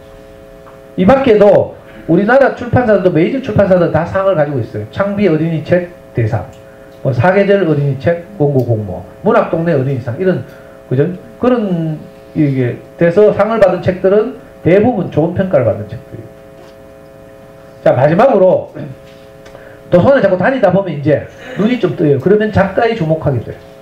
그 대표적인 게 다시는 우리나라에서 이런 작가가 나올까 싶은 권정일 쌤. 지금 돌아가신 지 10년 지났는데 지금도 안동에 가면요 폐교된 한 초등학교를 권정생 동화나라라고 권정생 기념관을 꾸며놨어요. 거기 가시면 운동장에 강아지똥 조형물도 있어요. 엄마 까투리 뭐 이런 것도 있고 권정생의 일대기 동영상도 있고요. 아이들하고 소풍한가 봐요. 자, 요즘 이제 한참 주목받는 작가는 백희나죠. 백희나. 백희나는 그룹방으로 1위 스타덤에 올랐어요. 5, 6년 전에 가장 짧은 시간 내에 100만 부 이상 팔린 책이 그룹방인데 이 양반의 책들 애들이 정말 좋아하죠. 장수당 선생님 보시면 동네 목욕탕에 오는 어떤 할매 이야기예요.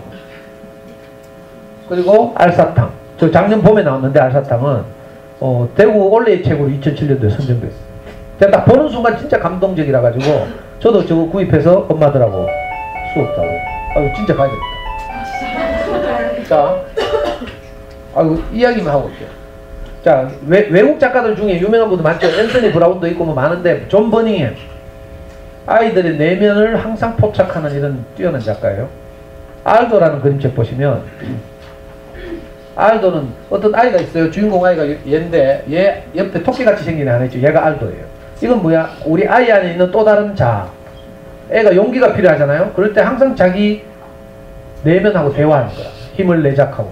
그리고 잘 때 되면요. 알도 잘 가. 하면서 내일 아침에 또 만나. 하고 이렇게.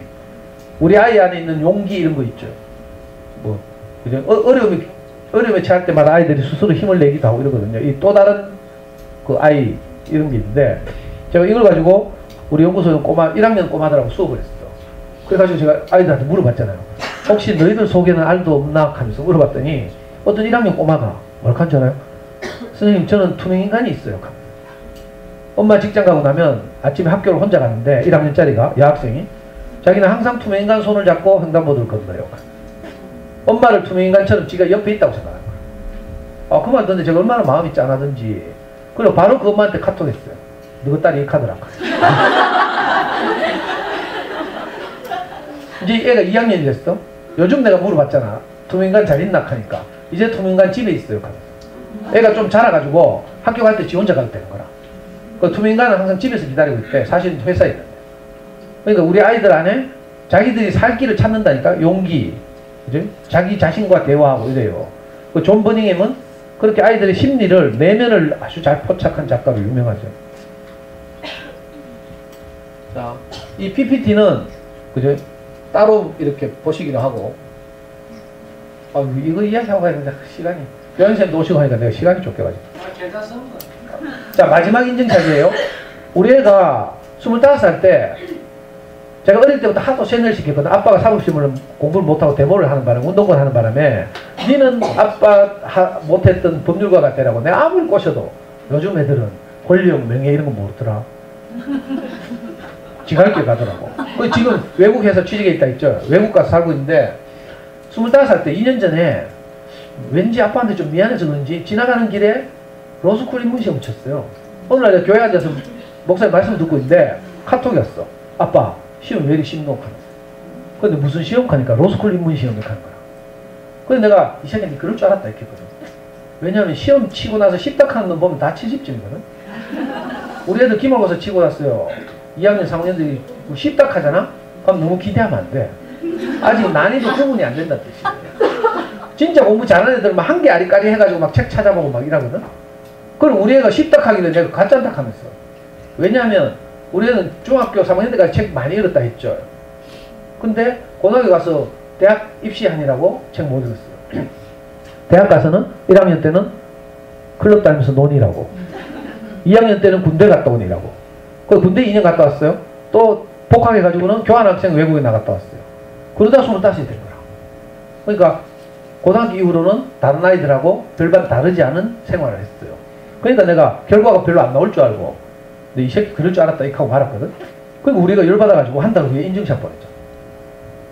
로스쿨 입문 시험은 우리나라에서 가장 논리적인 사고를 요구하는 법률가를 양성하는 학교잖아요. 그래서 시험 과목 딱 2과목밖에 없어. 여기 보시면 언어 이해하고 추리 논증. 언어 이해 35문제 중에 우리 34문제 맞췄어요. 잘했죠? 근데 문제가 쉬웠나 봐. 왜냐면 요 100분위를 보시면 95%, 상위 5%라는 뜻이에요. 쉬우니까 만점자나 한 개 틀리는데 5%나 있다 이 말이잖아. 근데 추리 논증은요, 35문제 중에 29문제를 맞췄는데 100분위는 훨씬 높아요. 상위 1.8%. 이 두 과목은요, 로스쿨 입문 시험은 교과서가 없어요. 벼락치기가 안 돼. 그 20대 또는 30대 청년이 지금까지 어떻게 논리적 사고를 향상시키면서 살아왔는지를 평가하는 시험이라서 기출 문제는 있지만 교과서가 따로 없는 벼락치기가 안 되는 시험입니다. 여기서 우리 애가 100등에서 120등 했잖아. 해마다 2,000명을 뽑는데 7,500에서 8,000명이 로스쿨 준비를 해요. 문과 최상위권 아이들 중에 다른 길을 가지 않은 아이들. 거기서 120등 했다니까. 이놈이 근데 로스쿨 저성적표를 버리고 외국에서 취직해가 나갔어요. 미친놈이지. 제가 뭘 말하고 싶은가 하면요, 깜짝 놀랐다니까. 아, 어린 시절의 책 읽기가 당장 이번 기말 국어시험에서 한두 문제 더 맞추는 이런 문제가 아니구나. 어린 시절에 좋은 어린 책 읽기는 평생 가는구나. 평생 영향을 미치는구나. 아까 콩나물 키우기 이야기했죠. 이상하게 어떤 요소를 자라게 해. 그죠? 논리적 사고, 생각하는 힘이라고 했죠. 이런 요소들을 자라게 한다니까. 그래서 저학년 시절에, 특히 초등 시절에 도서관을 적극적으로 활용하면서 좋은 어린이책을 많이 읽게 하는 이 작업처럼 오늘 교육청에서 정한 제목에, 오늘 강의 제목이 평생학습의 기틀을 마련하는 초등독서예요. 딱 그 내용에 부합하죠. 그러니까 어린 시절에 좋은 어린이책 읽기는 어떤 사교육보다 중요한, 아이들에게 평생 영향을 미치는 아주 중요한 작업이죠. 그래서 오늘 제가 우리 숙천초등학교 처음 왔으니까, 그죠? 책 읽기가, 어린 시절 책 읽기가 얼마나 중요한지를 말씀드리려고. 그리고 내년에 또 불러주시면 사교육비 4천만 원을 절약하는 엄마표에 오는 것도. 자, 오늘 PPT를 빨리 넘겼잖아요. 혹시 필요하신 분은 다음 카페 대구 부모교육연구소 들어와서 이렇게 지나간 동영상을 보시거나 이렇게 하시면 좋겠습니다.